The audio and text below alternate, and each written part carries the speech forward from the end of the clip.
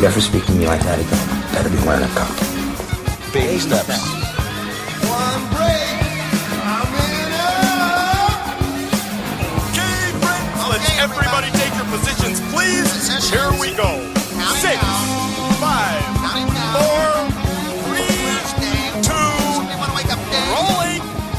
Dave! And Dave! Unchained. welcome to Dave and Dave Unchained, a Van Halen podcast. I'm Dave. And I'm Dave. And we are at episode 94, Dave. We are in Roctober, so deep into the fall at this point. How are you feeling? Feeling good. Enjoying the cool weather coming along. And as long as we stay away from snow, we'll be good. Okay, well, hopefully that won't happen anytime soon. Right. But right. it's been an unbelievably busy month. We want to get right into Van Halen news. Van Halen. Well, just at the top, we want to wish a happy birthday to the two Libras, which is David Lee Roth and Sammy Hagar. David has turned 69. Yeah. And Sammy is 76. Hello, baby. These guys are still going strong. Sammy especially out there rocking and rolling all over the place. So want to wish those guys a very happy birthday. It's funny that they're so close in birthdays and they have the same sign. It's very curious considering their positions. Yes, but so very, very different. Oh, yes. Which is why the whole astrological thing has never made any sense to me. That's true.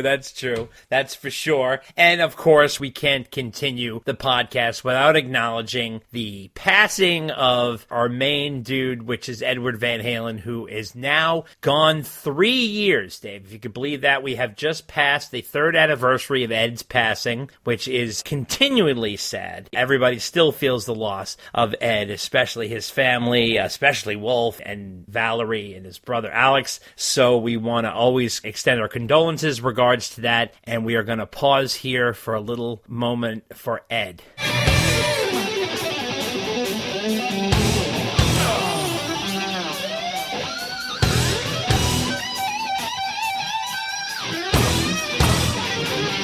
And, of course, he lives on through his music, so that's nice to know, and also through his son's music, so he continues there. But holy crap, do we have a lot of Van Halen news to get through, and we're going to start off with David Lee Roth has dropped not one, but 2 songs from the California sessions. Now, everybody was wondering, he was releasing these songs in the California sessions, then all of a sudden he went on a run where he's dropping all these covers of Van Halen songs, and he's putting out these weird videos, and everybody's like, what did he forget about the California sessions? And, well, he went right back to it. We got 2 songs from California sessions, the first being Manda Bala, which is an all-acoustic guitar song, and it's got an interesting melody to it, and here's a clip. Way down line, don't be surprised in another place, my friend. Your face I recognize and send this gift again. Surprises, ain't life full of it? Finger on the trigger and keep pulling it. Doesn't matter who you hit. Manna, manna, manna bala. Manna, manna, manna, manna bala.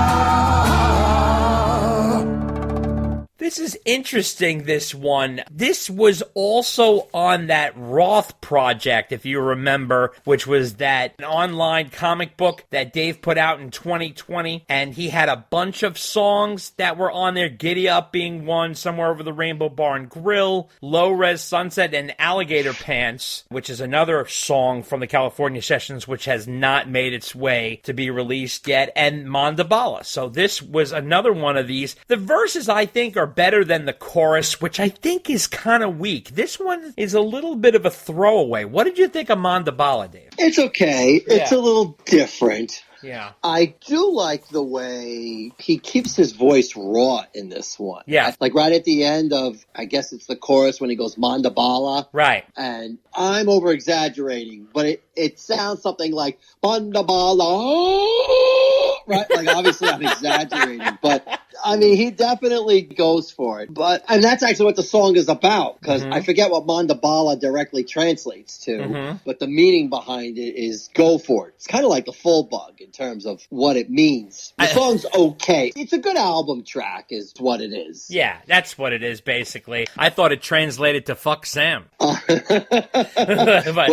Dave may tell you that. You never know. Well, we're on to the next one, which is called The Shit That Killed Elvis. Here's a clip. Monkey went off like a stick of TNT, broke the light, smashed the camera, and destroyed the chroma key. Now he's hiding high up in the Judas tree. That's the shit that killed Elvis, and it almost killed the chimpanzee. That's the shit that killed Elvis, ain't gonna let it catch me. Well, this one, I feel, sounds like it came off your filthy little mouth. It has that lyrical vibe and sound. It's okay. I like this one better. It's kind of quirky. Features some unbelievably beautiful acoustic guitar playing by John Five. Unreal. I thought that really shined on this one. What did you think of this one? I like the fact that there were two versions of this that came out. One was the all-acoustic one, which had two guitars, and then the full band version that came out, which I like better. Gave a test to a monkey cause he wanted to see if he could roll like Elvis in what degree. And when they checked the results, the experts couldn't believe. Fucking chimp lit up like a Christmas tree. Monkey went off like a stick of TNT, broke the light, smashed the camera, and destroyed the chroma key. Now he's hiding high up in the Judas tree. That's the shit that killed Elvis, and it almost killed the chimpanzee. That's the shit that killed Elvis, ain't gonna let it catch me. He's pretty direct in his lyrics, just by the title alone. Oh, yeah. This is another decent one. Again, it just makes me hungry for him to release the whole thing. Yeah. Because I think, how many tracks are we up to now that he's released from this project? I think we're at 6? I think we're like halfway through the album, right? Hold on, let's see. We have Somewhere Over the Rainbow Bar and Grill, Right. Giddy Up, Low Res Sunset, Pointing at the Moon, Right. Nothing Could Have Stopped Us, Mandabala, 7 and then. The Shit That Killed Elvis. So 7. So that's 7 songs, one released in 2 different versions. I think there's 12 on that album, if I remember correctly, Is that right? I think and there's so. always what I consider the mystery track of the one-piece thermo, what is that called? The one-piece thermo-molded country plastic chair. Is that going to be part of that? That's why I say maybe, because it's an acoustic song, but I really don't know if it came from those sessions. So is Ain't No Christmas, though. Is that on there, too? Like, That's right.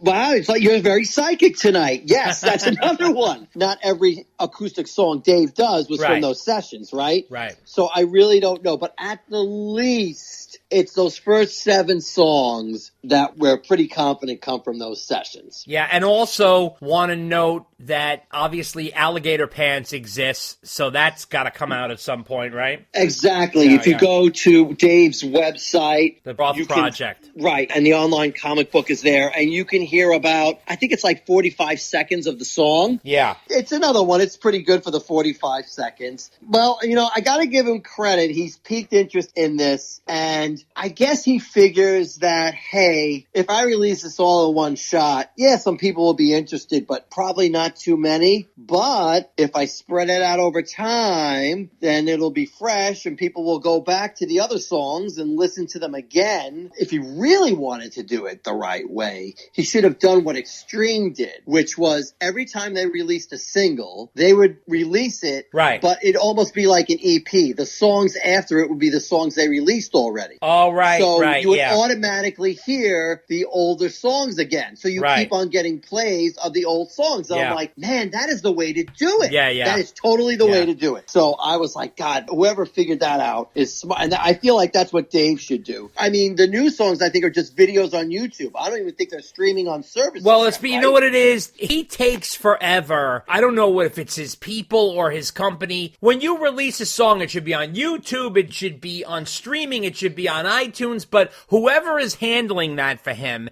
is not on it.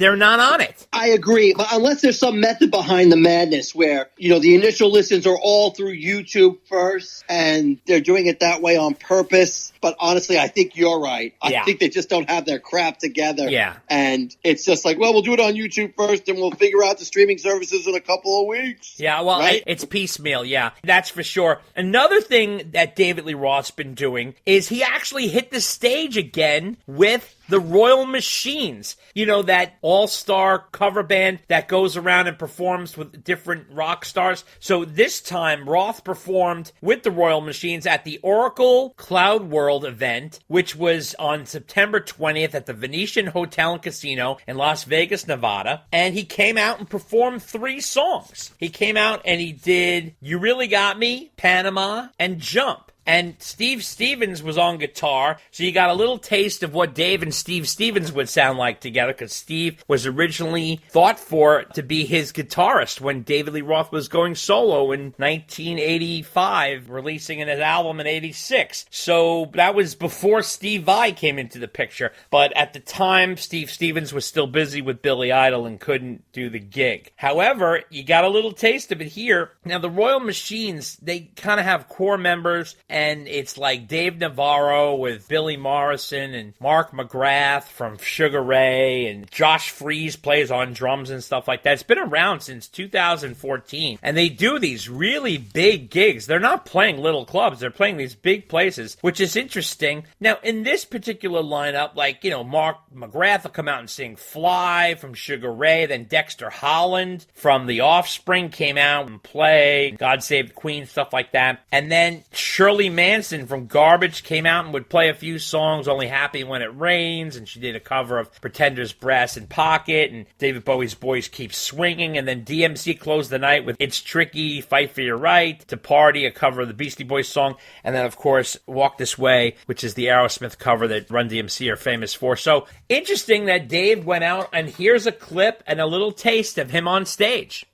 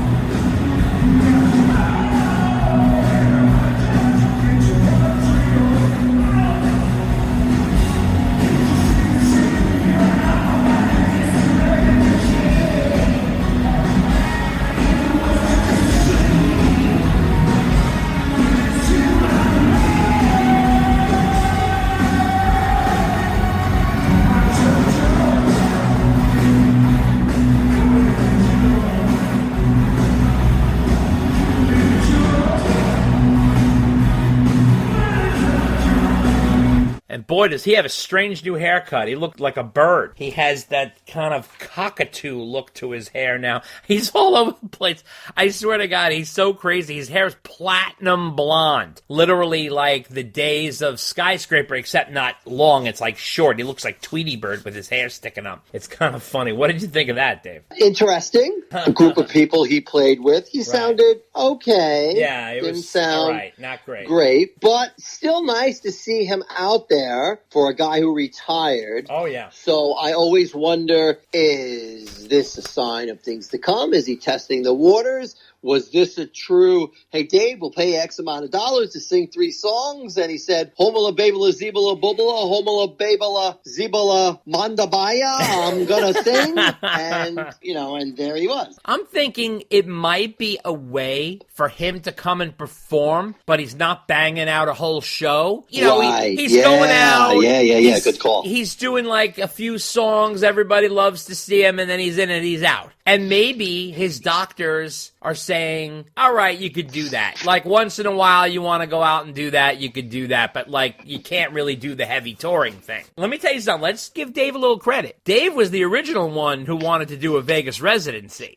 Okay, back in 95. Now, Vegas is the capital of rock and roll. I mean, everybody's there. Right. Well, he was ahead of his time. Yeah. The problem was he was doing music that nobody wanted to hear him sing. Right. That's true. You're right. If he had had gone out like right. solo hits and Van Halen songs, Yeah. right? Yeah. But could have been. He's always ahead of his time, but he adds a quirk to it that just doesn't make it happen. That's true. Also, another interesting revelation came out about David Lee Roth. This was really surprising. So Wendy Dio, who's Ronnie James Dio's wife and obviously widow because Ronnie's passed on, made an interesting announcement when she was on The Metal Voice with Jimmy Kay. And what she said was that Ronnie James Dio had this project that he was working on where he was going to make an animated movie centering on Murray, which is that monstrous mascot he used to have on the cover of his albums, who was like choking priests with chains on the Holy Diver album. And he would also later appear on different Dio albums like a big kind of creature. And he wanted to make an animated movie using David Lee Roth as the voice of Murray. So that was really kind of funny that came out. And he was really serious about it. They never got to make it, but that's who he wanted to play Murray, was David Lee Roth. What do you think of that? That is so random. It is random, isn't it? It is, but that would be a great inroad for Dave to do voice work. Oh, totally. I don't know if he's interested in that, but I could totally see him pulling off something. And that's good money and easy work, too. And Dave's great at that stuff, Right, but is that what he wants to do? Oh, I don't know. Who knows? But, it would be a good way to keep his name in the game, for sure. No, absolutely. I mean, look at other people like Eddie Murphy, Chris Rock. That's how they keep their names with the young people. That's right. So Sammy Hagar celebrated his birthday in the classic Sammy Hagar style at Cabo Wabo in Mexico, and he did a 3-night stand there. And he did one night, which was October 9th, and he came out and played a set list, had 7 Van Halen songs. Played Good Enough, Pound Cake, Top of the World, Finish What You Start, Ain't Talking About Love, which Michael Anthony took vocals on. Right Now, Why Can't This Be Love? And then he filled it in with the Sammy classics, The One Way to Rock, 3 Lock Box, Rock Candy, and he had a special guest, which was Vince Neil from Motley Crue. Well, Vince Neil was joined by Steve Salas on guitar, great guitarist, Steve Salas, and what happened? Well, Vince Neil, much like David Lee Roth, has a lot of criticism vocally live, and a lot of people have a lot of speculation about what's going on when Motley Crue plays live. Now, I saw Motley Crue last summer, and I want to tell you, it's a little bizarre because when they come out, the screens have like a film over them, so you can't quite see as clearly as you would. It has like scratches and all kinds of artsy-fartsy shit on there, and there's a lot of smoke on the stage, so you can't like fully see what's going on with Vince. A lot of people have said, including his former bandmate Mick Mars, that he's doing a lot of lip syncing and there's vocal enhancements there. Now, you go on stage with Sam, you're not going to have that support because they play live and raw. So here's a little taste of Vince Neil choking his way through Smoke on the Boys Room.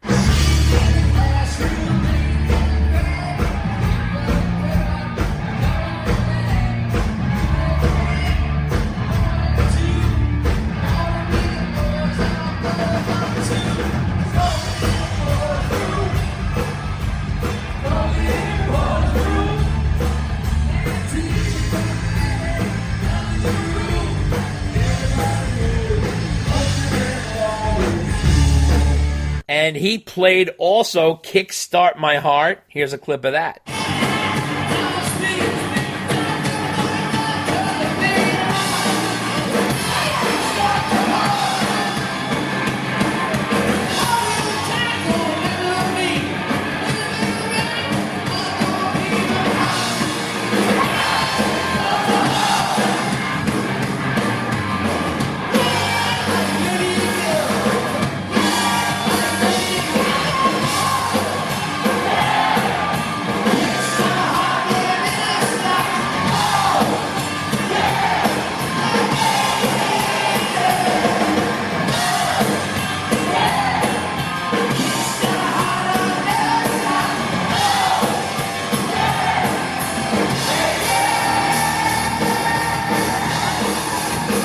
So, two songs he kind of struggled with. Sammy covered for him a little bit before he even hit the mic. He goes, we've been drinking.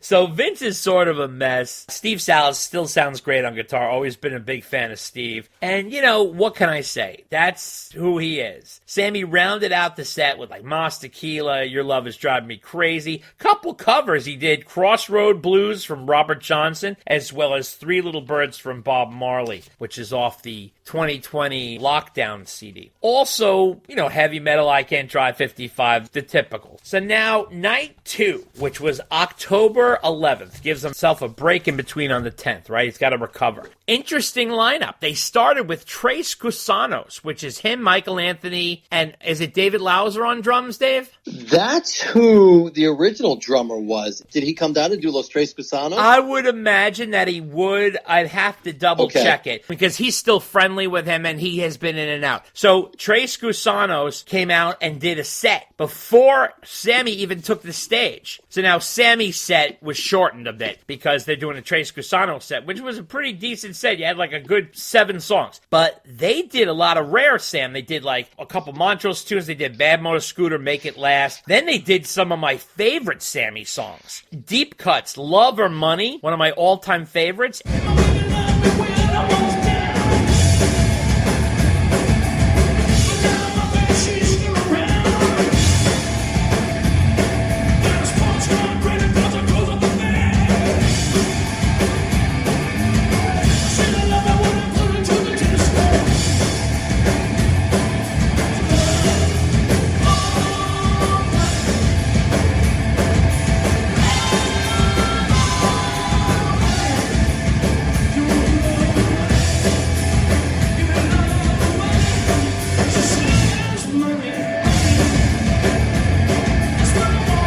And Baby's on Fire, probably my favorite Sammy song. And Red used to be his anthem before Mas Tequila in 55. I've Done Everything for You, Good Rockin' Tonight, he did a cover of. Then they did a fresh set with The Circle. And they had a good amount of Van Halen in that Run Around they did Top of the World, Best of Both Worlds.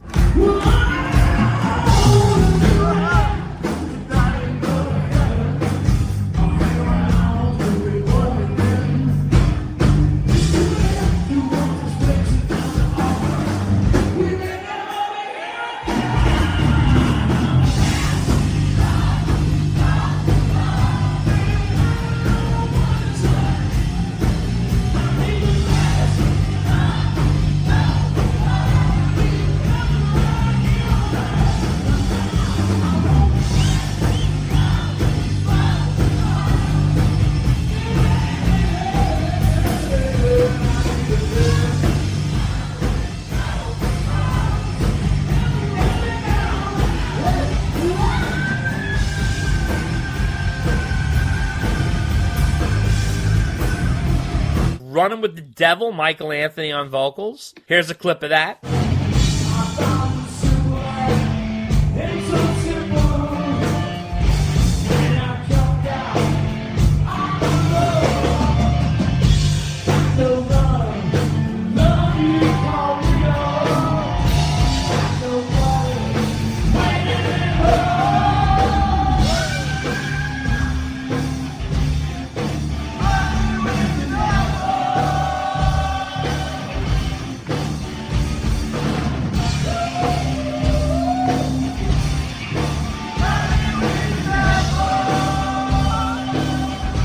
And we also wanted to let you know that there was a little Zepp thrown in there. So you had Good Times, Bad Times, as well as Rock and Roll. And When the Levee Breaks, they did that one too. So that's another one there. A cover of Beastie Boys' Fight for Your Right to Party, heavy metal, and closed out with I Can't Drive 55. Interesting enough, When It's Love was on the set list and was not played, as well as I'll Fall in Love Again. So now here's the birthday night. Birthday night, October 13th, last night, the big birthday night. He mixed it up again. Gotta give Sammy credit. Starts off with 2 Chickenfoot songs, which I thought was a great move. Bigfoot, which I'm a huge fan of and think it's an awesome opener.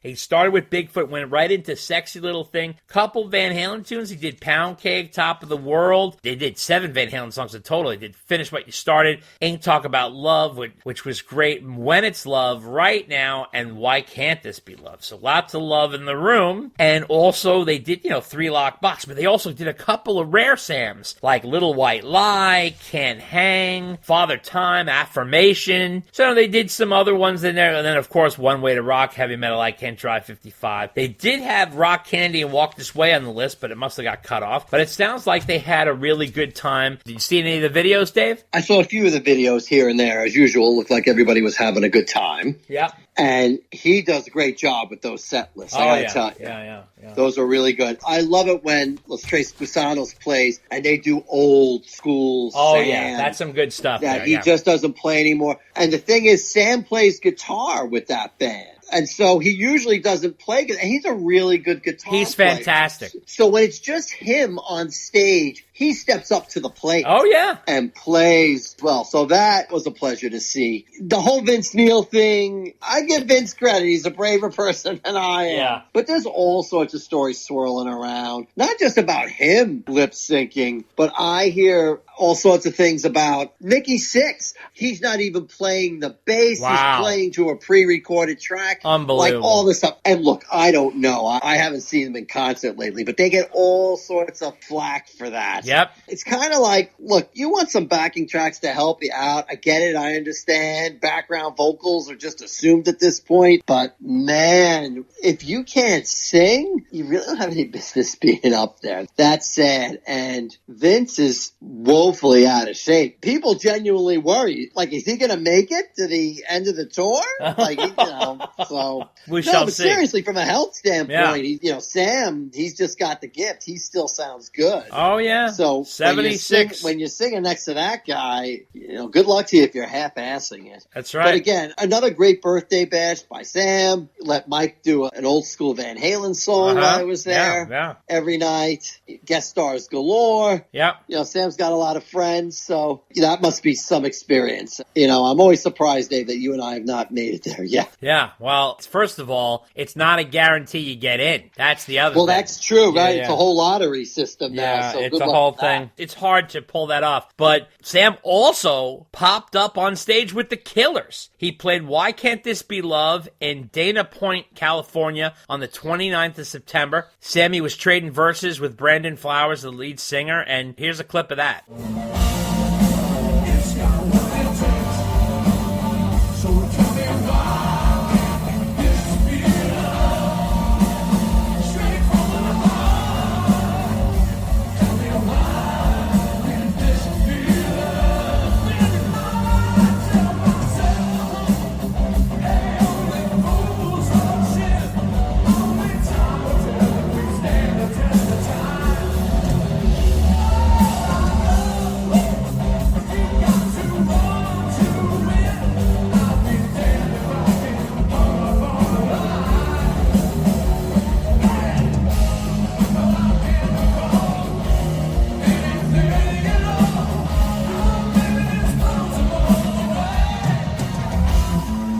What do you think, Dave? He's popping up even with younger bands on stage. Unbelievable, right? Yeah, they did a decent version with him. That was impressive. Yeah. Sam's friends with everybody. I know. Everybody loves Sam. So now Sam also did a recent interview with Fox News Digital, and he talked about something that was bizarre. Talked about Eddie Van Halen and wanting to make more music with him. So he says here he wanted to keep going, referring to Eddie. He was getting into it before he died. When we first connected, again, after we went through all the fighting and he was sick, I reached out and we got together and talked a lot. He was talking about playing cello and playing some wild instruments. Sammy said, he was saying, yeah, I'm working on some music. He says, then I'd say, Ed, what are you working on? I wanted to get in there and work with you. Let's write together again. He said, yeah. Next year, we'll get together. We'll make some noise and all that stuff. And then obviously next year, which would have been 2021, never happened because Ed passed away in October of 2020. So he was talking about that, which I thought was interesting. He also opened up about the time during Balance, because he's probably promoting the box set, the collection too. And he talked about the time during For Unlawful Carnal Knowledge. So there's a little bit of a struggle because I was going through a hard time with my ex-wife. She was having a nervous breakdown and didn't want me to leave the house. But I was like, I got to go to work. And it took us a year to make that record. But he says, we were all getting along good, but the brothers were putting a lot of pressure on me to show up, as much as I could, and they were understanding. But then he said, it just got darker for Van Halen and for himself. He says that I'm not a dark person, I'm Mr. Sunshine, and oh boy, I got dragged to the darkness between my divorce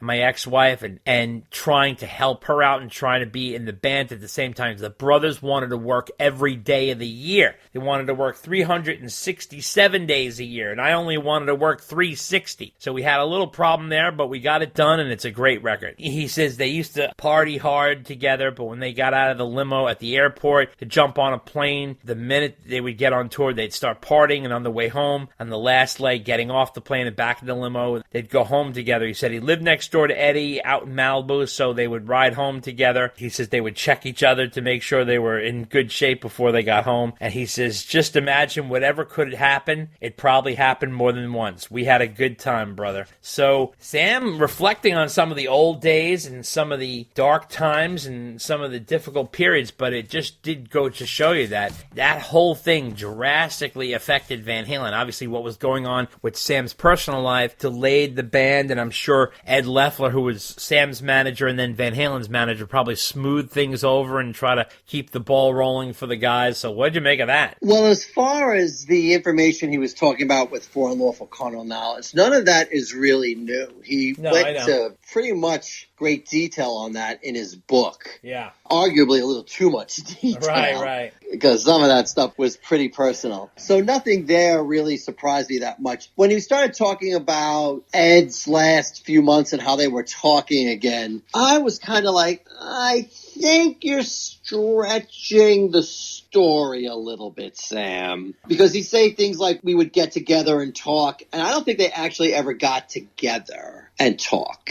It was always either on the phone or via text. And he made it sound like him and Ed were talking about getting together and making music. I know. But I don't know if Ed ever really had that firmly in his head. Considering he was working with Dave at the time. Right. I don't know. I think Sam, as he is wont to do, was making more of it than it was. I don't think he's factually lying about anything. Right. But something's going on there.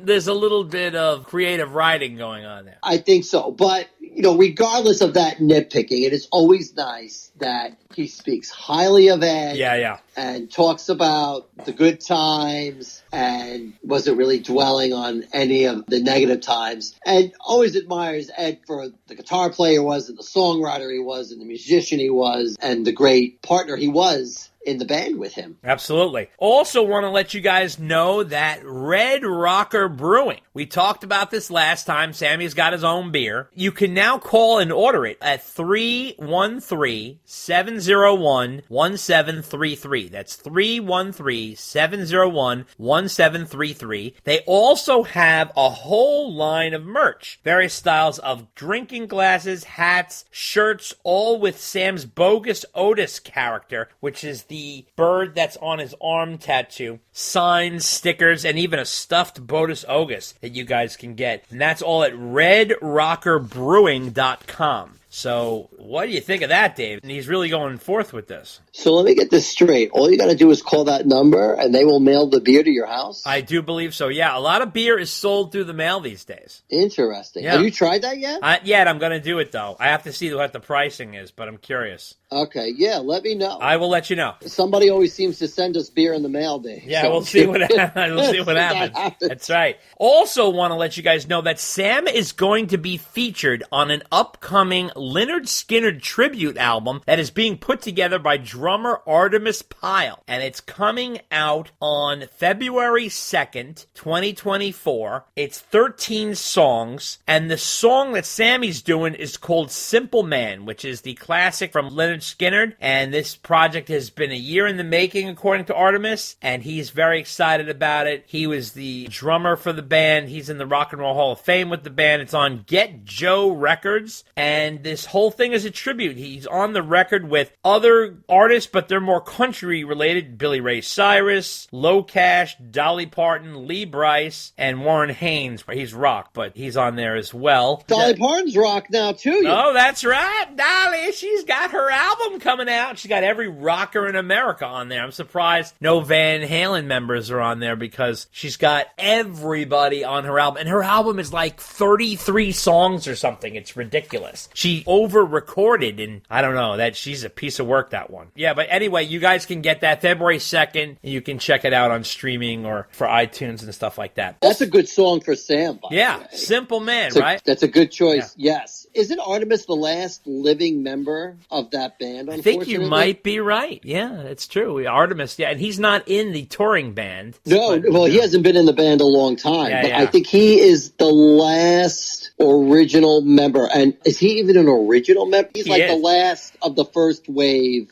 of the band, right? I think who's still alive. Yeah, I've met him. He's quite a character. He played down the street for me once. Did he really? I didn't see him, but yeah, it turned out. He played this really small place that was like down the street. I'm like, he played there, really? Wow. I was like, oh, okay. Unbelievable. Also want to wish a big congratulations to Wolfgang Van Halen and Andrea Aslop. She is now Andrea Van Halen. So they had their wedding, Dave. If you could believe that, they finally tied the knot on Sunday, October 15th, with 90 guests at their home in Los Angeles. Now, apparently, some people did some photo comparisons and realized that is Ed's house. So that's where they're living. The couple's been together for 8 years. Their wedding date matched the first date anniversary that they had. So that's interesting. They started dating October 15th, 2015, which is interesting because right after the Van Halen tour ended. And in fact, Wolfgang originally started texting her while he was on a day off before they played Red Rocks. So that was part of that little exchange there. And the ceremony took place inside the couple's living room in a space where they could have privacy and also have a private moment with everyone. And then the reception moved outside to the backyard where they had string of lights and florals up. And the wedding was officiated by a friend of the family who was also close to Ed, good friend of Ed's. They had stained glass windows put up. Wolf was in a custom 3-piece black suit, and he walked with his mom down the aisle to 316. So that was really sweet, and he said it was a nice way to incorporate his father into the ceremony by having that song be played, and his mom is walking him down the aisle. It's very, very, very sweet. Now, Valerie said, "It brings me such a nice sense of peace knowing Wolfie and Andrea have each other for the rest of their lives. They really get one another. Their humor is very similar. They like similar things. They know how to give each other space, and they're just so comfortable together. So she seems very happy. Andrea walked down the aisle with her father to Dean Martin's Everybody Loves Somebody. She also had her grandmothers be the Flower Girls, which was interesting. Andrea wore an Eva Lendl dress featuring long sheer sleeves with lace detail and a V-neck, and the couple wrote their own vows. Andrea said, one of the things I really wanted was a way to bring Wolf's dad into it, and they had an empty chair at the ceremony that would have been Ed's. That's unbelievably sad, but also touching. She said they cleared out all the bookshelves and they put up pictures of all their family and loved ones who couldn't have been there and who have passed, so they could be part of the ceremony. She said the family representation was very important to them. Andrea also handmade little memory charms with a picture of Wolf and Ed as a surprise for everyone on their boutonniere corsages or the bouquets for the girls, so that he would also be represented in that way. Valerie lent her necklace, a special necklace that Ed had given to her that she wore during the ceremony. So lots of little remembrances of Ed, and Valerie said Ed would have been absolutely beaming and so proud of the man that Wolfie had become and is becoming, and so happy that he found Andrea, someone who really understands Wolfie, who he is and who he wants to be, and supports him wholeheartedly. Now, they had a ceremony and a cocktail hour inside, then the guests moved outside for the dinner and dancing reception. They had a menu that was Italian themed. They had a tortellini type soup, which was a favorite of Wolf's, braised short ribs, pesto chicken, and cauliflower steaks for the vegan option. That would be what you would get, Dave, if you were invited. Now, the dessert consisted of tiramisu, and they had wedding cake by Susie Cakes, and it was vanilla buttercream frosting with vanilla cake inside. So all vanilla, and that was from their favorite bakery, which is known as Susie Cakes. The couple, surprisingly, everybody was shocked by this, had a DJ at the reception, because Wolf said they wanted to keep it simple. This is from Wolf. I think that people's first impression was like, you're not going to play something? And it was like, no, that's the last thing I want to do. I'm going on tour in 11 days. I don't want to. The last thing I want to think about is playing anything. So he didn't want to play anything. He didn't want to have a live band. But the interesting thing was they left Wolf in charge of the playlist, and he played Meshuggah at his wedding.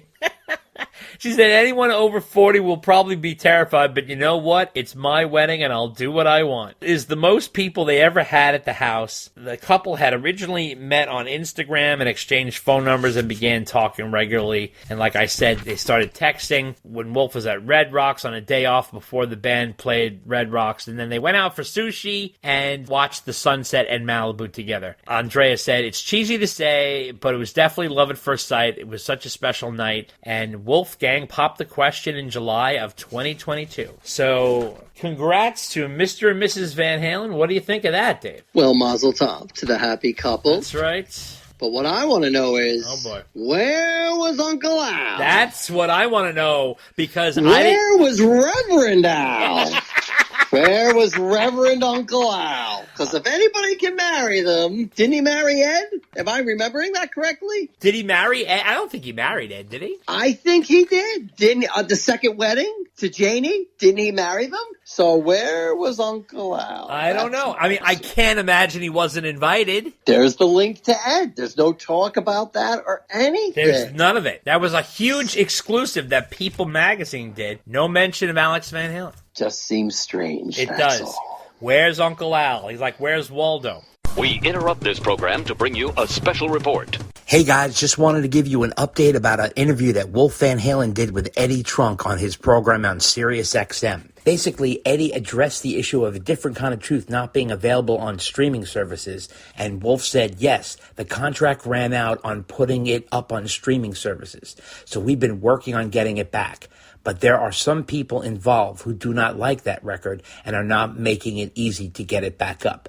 When Eddie Trunk started fishing around as to who it could possibly be, he said, might that person commonly be known by 3 initials, meaning David Lee Roth?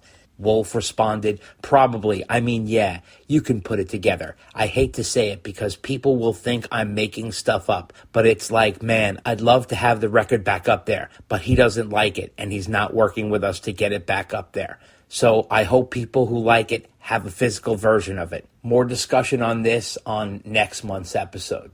We return you now to your regularly scheduled program. Also, Wolfgang did a new interview with 97.9 GRD's Tommy Carroll, and they were talking about what it was like for him to join Van Halen at the age of 15. He said it was for sure nerve-wracking, but we rehearsed so much for years at that point, it just felt right. It felt like something we've been working toward for a long time. And when he was asked if reproducing the backing vocals originally recorded by former Van Halen bassist Michael Anthony helped him develop his own vocal style, Wolfgang said, yeah, I'm sure. Doing that for a long time was certainly quite a workout, so I'm definitely sure about that. Now, he also appeared on the Season 7 premiere of Long Notes with Corey, and he says here, I've always championed myself more of a rhythm player than anything, but he did share his soloing philosophy, which he learned from Ed. He said, something I follow when I write guitar solos is something my dad taught me, is you can shred all you want, but if you can't sing the solo, then it's usually not working. There's always a moment that you can do the wankery of a shreddy solo, but it's important to be able to hum the melody, you know? That's usually with the way that I write solos, is really deliberate in a way that I write. I'm a pretty poor off-the-cuff soloist. I like to really plan things out and have it be this nice piece. It kind of forms up with the melody, and then it crescendos, and by the end it wraps up with maybe a tapping section or a shreddy part sort of passage. Basically, the main thing is you should be able to hum it. The melody should be in your head. So, interesting thoughts from Ed, and Wolf obviously taking his advice about that. What'd you think of that, Dave? Yeah, that was interesting advice and always good stuff to take. So, you get some good advice, you take it. Go for it. That's right. Now, also wanted to let you guys know that the Foo Fighters are going on a stadium tour. And they have 3 dates where Mammoth is going to open up. So, Wednesday, July 17th at Citi Field in New York, they're opening up for Foo Fighters with Pretenders. They're also playing with that same lineup July 25th in Cincinnati, Ohio at the Great American Ballpark, and August 3rd in Denver, Colorado at the Empower Field at Mile High. So, Pretenders and Mammoth opening for Foo Fighters. That must be a dream come true for Mr. Wolf. What do you think of that? That's a nice triple bill. Yeah. Now, Dave, it's time for Rolling Stone has come out with this list of 250 greatest guitarists of all time, and by God, they have moved Mr. Edward Van Halen up the ranks, and I am happy to report that Eddie is now at number 4. And ahead of him is number 1 is Jimi Hendrix, number 2 is Chuck Berry, and number 3 is Jimmy Page. But they said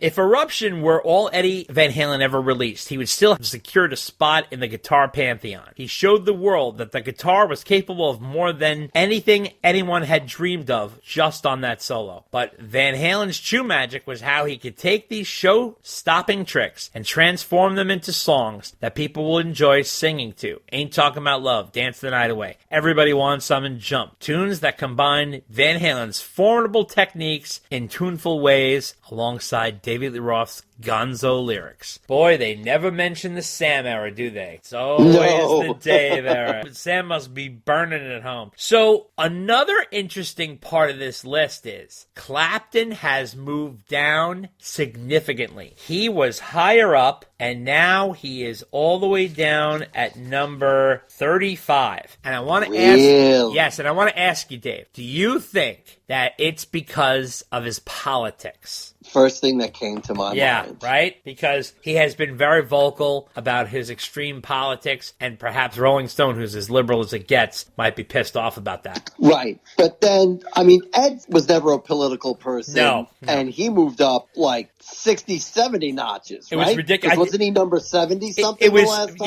yeah. First of all, the last list was a top 100. He was at number 70, which is insane. Nuts. I mean, like, really hurtfully insane. Here's my other question to you. Does Ed get to number 4 because he's no longer here? And now he's sort of like more legendary because he's no longer here? Like Hendrix? Because the last time he was alive when this came out. I can't discount that as a reason. Yeah, exactly, right? I mean, Jeff Beck moved up from number 14 to number 5. He's right under Ed. See, that's surprising. I mean, and I like Jeff Beck. Don't get me wrong. He totally I love deserves to be Jeff on Beck. the list. Love him. But he's usually not a top 5. He's usually like a top 10 or a top 20 kind of guy. Okay. But wow, I was surprised they put him at 5. Yeah, well, this list, in my opinion, seems to have been altered for political reasons in a lot of different ways. But it's interesting. I mean, some of the people on this list is shocking. Like, first of all, they're listing Paul McCartney. First of all, he's known for playing bass and is more of a singer-songwriter. He's at 173. Then you got,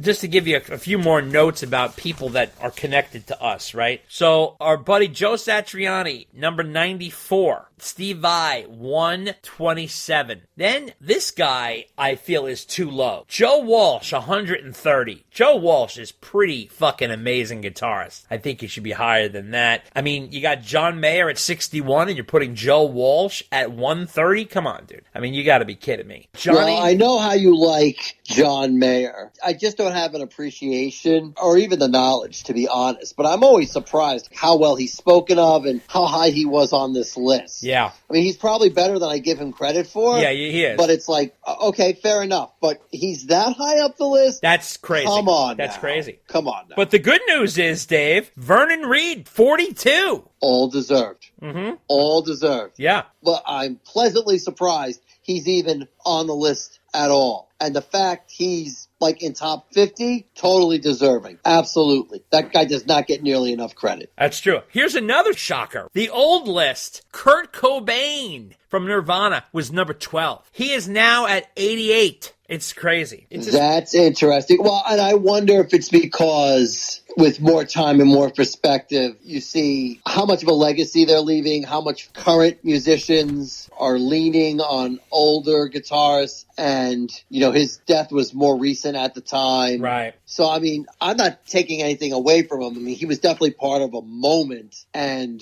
inspired a lot of people to pick up a guitar and play rock and roll again and make it make it more raw, arguably more real. But if you're talking about like pure technique of guitarists, yeah, he was good, don't get me wrong, but nobody would confuse him with Hendrix or Van Halen. No, but look, Jack White, he's at number 32. I mean, that's high. That's interesting. He is loved. Yeah. By critics because he does all sorts of stuff now. He's not just into one style of rock. Right. And I think in the beginning when he was doing the White Stripes, it was very blues rock based, very simple. He was getting all sorts of accolades back then. It was kind of like, okay, yeah, he's good, he can play. But is he really doing anything new? No. He is making popular a style of music that hasn't been popular in a while. So kudos to him for being in a 2-person band and playing guitar. But I remember a lot of people at the time were like, he's very overrated as a guitar player. He's gotten that rating from a lot of people for a while now. I think a lot of people just underappreciate what he does as the whole package, as a singer, as a songwriter, as a player, as a band leader, all that stuff. His guitar playing has always been up for debate. Stevie Ray Vaughan moving from number 7 to number 20. That's interesting. That is also another guy I think who's lost some luster over time. Yeah. I thought this was odd. Well, they paired a bunch of guitarists together, which I don't think is right, but they did this. I'll show you a couple examples. James Hetfield and Kirk Hammett of Metallica. Kirk, who is an unbelievable guitarist. Kirk is a way better guitarist than James Hetfield. It's not even close. James is a rhythm player, and Kirk is an unbelievable guitarist. So Kirk used to be at number 11. He is now at 23 and paired with James. Well, I think pairing them is very wrong. If you're talking about lead guitarists, that's fine. If you're talking about rhythm guitarists, that's fine. James Hetfield gets a lot of credit for his rhythm playing, as he should. I see a lot of people trashing Kirk Hammett. A lot of Really? people think he's very overrated. Wow. Yeah, no, I see a lot of that, and I see a lot of, he wasn't the original guitarist for Metallica. The other guy was. Yeah, Dave Mustaine, but listen, he Right. wasn't even on the first album. No, I know, but Dave Mustaine contributed to the songwriting, and he's kind of like Sammy Hagar. He'll never get the respect he deserves. Okay. But the thing is, look, he's been the lead guitarist for Metallica since the first album. Like, the guy must be doing something right. Yeah, exactly. He can't be that bad. Exactly. That's number one. And number two, they shouldn't be combining anybody in a group. If you want to have,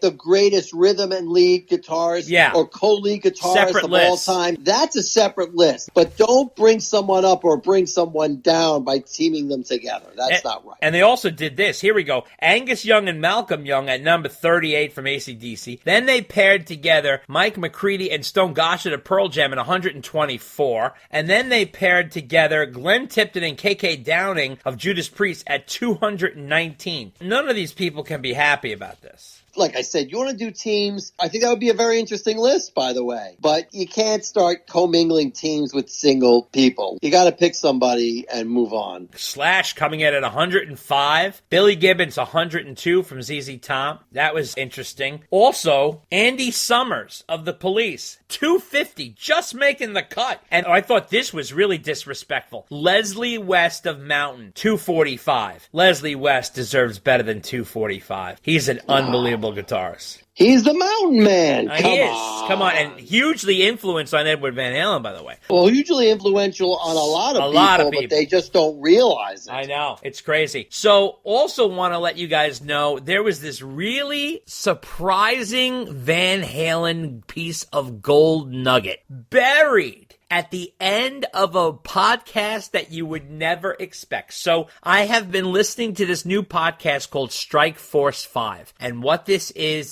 this is a podcast that is put together by all the late night hosts, which is Seth Meyers, it's Jimmy Fallon, Stephen Colbert, John Oliver, and Jimmy Kimmel. And what happened was, because of the strike that was going on with the writers and stuff, they couldn't be on the air. So in order to raise money for their crew and their people that were out of work, what these guys did was they came together, did a podcast, and got sponsorships and took all the money and gave it to their crew. So I thought that was really nice of them, and they did merch and all kinds of stuff to raise money. And it's been really fun. These guys, they're really funny. It's been a great podcast. But the funny thing was, episode 7, they have Jon Stewart on as a guest. So they just, a kind of fun banter. They're just talking, right? And they said, John, just out of curiosity, what was the first band that you ever saw in concert? And he said, I'll tell you, I had some first show. And he says, what was it? He said, Van Halen in 1978. And they were like, oh my God. And because none of them had seen Van Halen at that point, right? So it was really crazy. And Jon Stewart's older than you think. So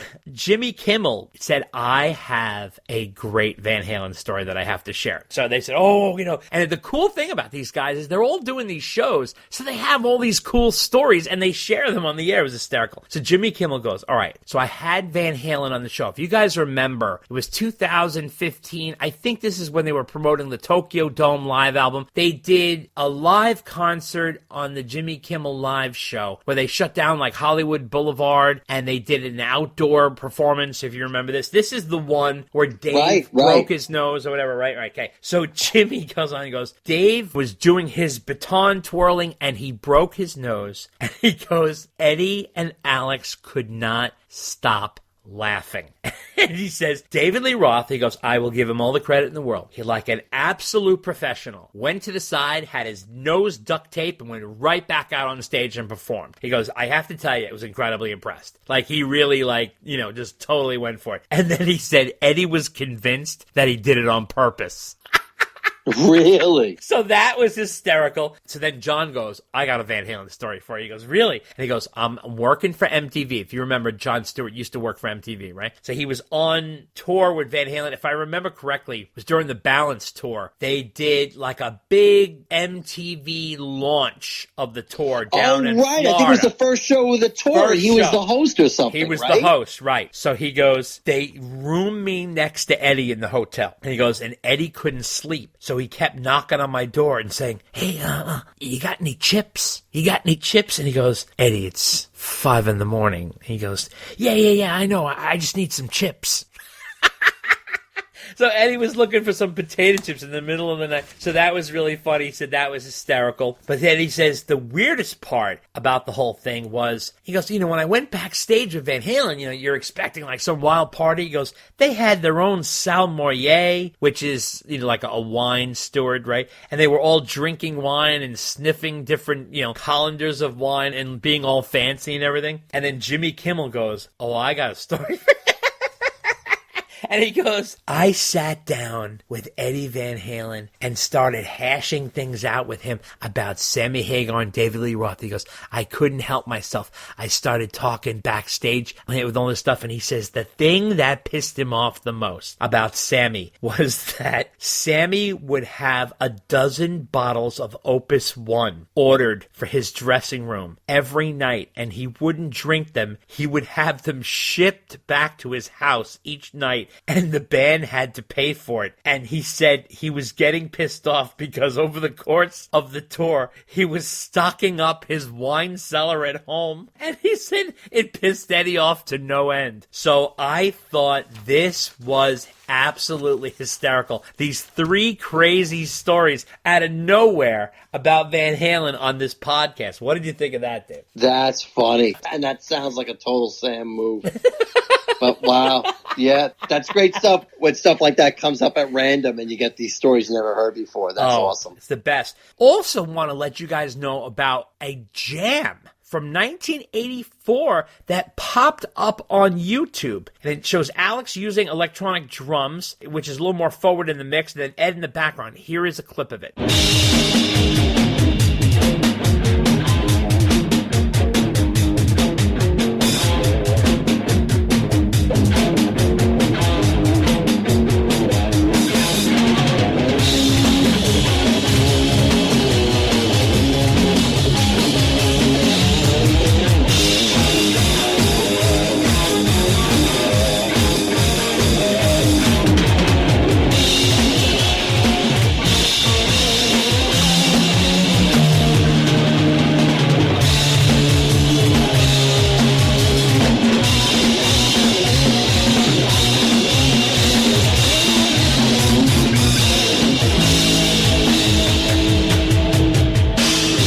I'm not sure which guitar Ed is using. It's kind of fuzzy, but it's mainly a lot of riffage, a little soloing at the end, about 3 minutes and 7 seconds to 3 minutes and 20 seconds.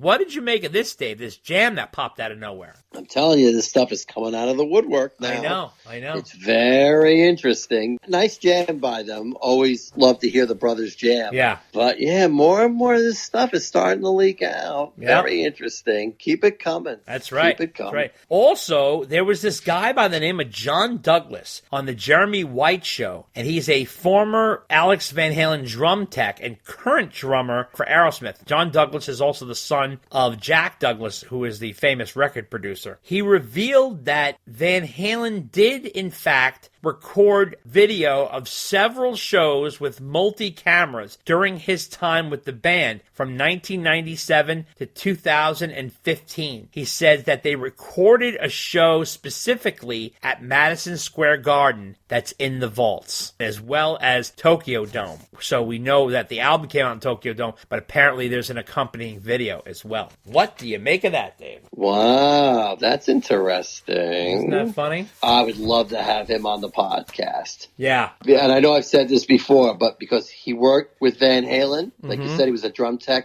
for them. He was also a drum tech and a percussionist with Sam. I think during the same time period that he was working with Van Halen, so he was on both sides of the fence. So that guy has got to have great stories. I would love to talk to him. Absolutely. Wrapping up Van Halen news, in a recent interview Joe Perry of Aerosmith did with Guitar World, he mentions Van Halen. He says, I still remember remember hearing the first Van Halen record and fucking loving it. I mean, what a great fucking record. When he talked about Eddie Van Halen, he said Eddie's guitar playing was just so incredible. He turned guitar on its fucking ear and was doing stuff that I'd never heard before. I knew it was time for a break because new ideas were needed, but we also needed to readjust our sights and learn how to get along again. I remember saying, we're not ready for the 80s. I don't know why I said that. It was just a vibe or a feeling that I had. And he's talking about how he quit Aerosmith in 1979 and then didn't come back until 1984.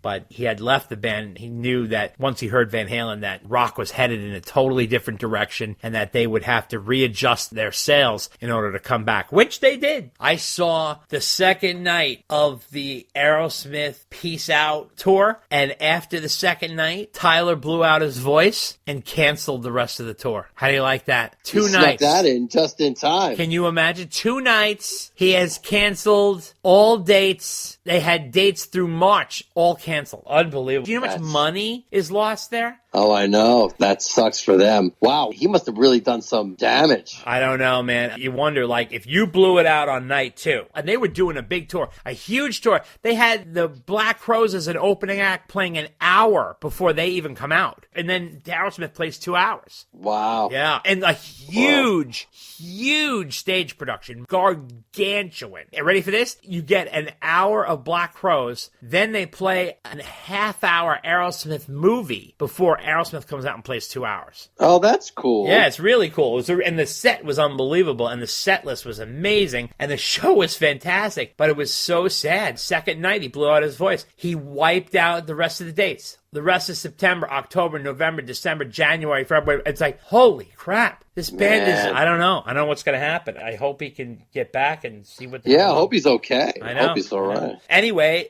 that wraps up Van Halen news. And that's the way it is. Good night.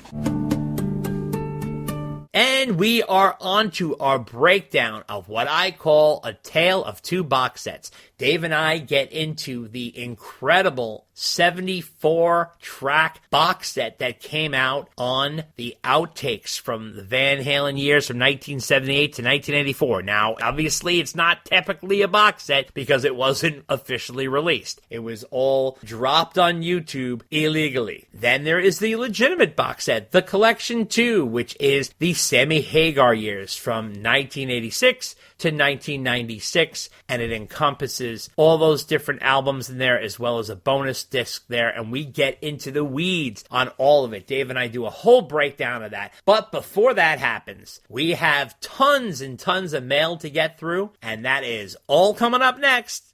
Take a listen. What you're getting with Van Halen is a kind of hybrid. You got 4 different personalities, very different. And, you know, everybody's like comes together, and we put that all together, and what you get is a super combinant, something, you know, special. If you need a dose of VH, get a taste of the closest thing. Romeo Delight, the ultimate Van Halen tribute band, playing all the hits from the David Lee Roth era, first classic 6 albums, plus deep cuts, some of which have never been played live before by the band. They even throw in popular tracks from the Sammy Hagar era and solo hits. The most viewed Van Halen tribute band on YouTube, Romeo Delight, doing customized recreations of staging, instruments, and costumes from the classic Van Halen era. They even perform entire Van Halen albums in sequence. Romeo Delight plays theaters, casinos, summer indoor and outdoor festivals, and special events. They're also available for private parties. To contact them, call Bud Blanche at 215-704-5144. That's 215-704-5144. Or via email at sonicparade1@yahoo.com. Romeo Delight, the ultimate Van Halen tribute band. The long-awaited Van Halen book from legendary rock journalist Steve Rosen is here. Tone Chaser, Understanding Edward, my 26-year journey with Edward Van Halen. This is an over 400-page odyssey of Rosen's decades interviewing and being friends with the late guitar god, Eddie Van Halen. Rosen says, I spent 14 long, hard months writing Tone Chaser. It was both the most difficult story I've ever written and the most rewarding. I wanted to be honest and transparent as I possibly could, which was not always an easy thing to do. In the end, this was the most complete and comprehensive book I could have possibly written. There was nothing left to say when I reached the last page. With every word I wrote, I was reminded of the time I spent with Edward, and that hurt terribly. But it also brought back what a remarkable experience that was, and how insanely lucky I had been to have ever known him, and astonishingly to have been friends with him. I hope you can feel everything I felt. That is the purpose of this book. Pre-sales are currently going on now for the self-published book. PayPal Steve directly at scrosen@sbcglobal.net. That's scrosen@sbcglobal.net. It's $47 for those who are buying it inside the U.S., and that includes shipping. $95 for those who are buying it overseas, and that includes shipping. Tone Chaser. Understanding Edward, my 26-year journey with Edward Van Halen. Don't miss out. Order it today. Check out the new podcast, The Rock Quarry, your place to hear in-depth interviews with some of rock's most colorful characters, with your host, entertainment journalist David J. Criblay. The Rock Quarry is available for free on Spreaker and iTunes. You can check us out on Facebook at The Rock Quarry Podcast, on Twitter at Rock Quarry Pod, on Instagram at The Rock Quarry Podcast, or email us at therockquarrypodcast@gmail.com. Hey, this is Bart Walsh from the David Lee Roth Band. You're listening to Dave and Dave Unchained. Take a trip to the rock concerts of the 80s in this new full-color 300-page book, Pictures Alive, filled with never-before-seen photos. Go back and see the mighty Van Halen at their peak from two amazing concerts in 1982 and 1984, plus photos from Sammy Hagar and David Lee Roth's solo tours, and many other bands of the day. Filled with amazing photos, classic stories, original ticket stubs, and more. If you're a fan of Van Halen, you will not be disappointed. Hit the ground running with Pictures Alive, the new book, now available at picturesalive.net. That's picturesalive.net. picturesalive.net. Get it today. Pick up the new book, Eruption, Conversations with Eddie Van Halen, by Brad Tolinski and Chris Gill. These music journalists share with fans new and old alike a candid, compulsively readable, and definitive oral history of the most influential rock guitarist since Jimi Hendrix. It is based on more than 50 hours of unreleased interviews they recorded with Eddie Van Halen over the years, most of them conducted at the legendary 5150 Studios at Ed's home in Los Angeles. The heart of Eruption is drawn from these intimate and wide-ranging talks, as well as conversations with family, friends, and colleagues. In addition to discussing his greatest triumphs as a groundbreaking musician, including an unprecedented dive into Van Halen's masterpiece 1984, the book also takes an unflinching look at Edward's early struggles as a young Dutch immigrant unable to speak the English language, which resulted in lifelong issues with social anxiety and substance abuse. Eruption, Conversations with Eddie Van Halen, also examines his brilliance, who changed the face of guitar manufacturing. Eruption, Conversations with Eddie Van Halen. Get your copy today on Amazon.com. Need a laugh? Check out the Funny How Comedy Podcast, which focuses on upbeat conversations with legendary comedians. It's free on Spreaker and iTunes. Check us out on Facebook at Funny How Comedy Podcast, on Twitter at Funny How Podcast, on Instagram at Funny How Comedy Podcast, or email us at funnyhowcomedypodcast@gmail.com. Sometimes I freak myself out. You go, whoa, that was kind of magical. You know, those kind of things you can't always count on. It's just inspirational, spur-of-the-moment thing. And, wow, how did I do that? And I'll try to do it again, and I can't. You know, I'm just a punk kid who plays guitar. All right, Dave, you know what time it is.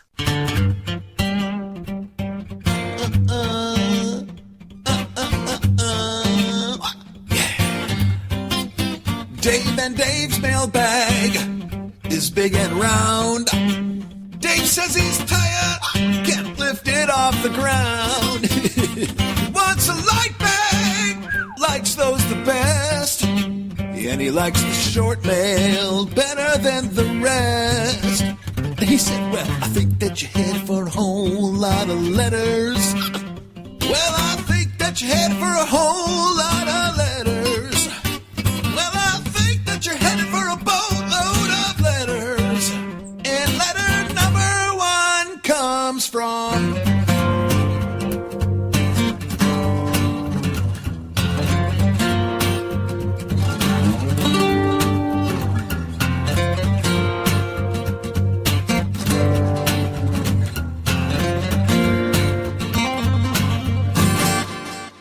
That's right, it's mailbag time again.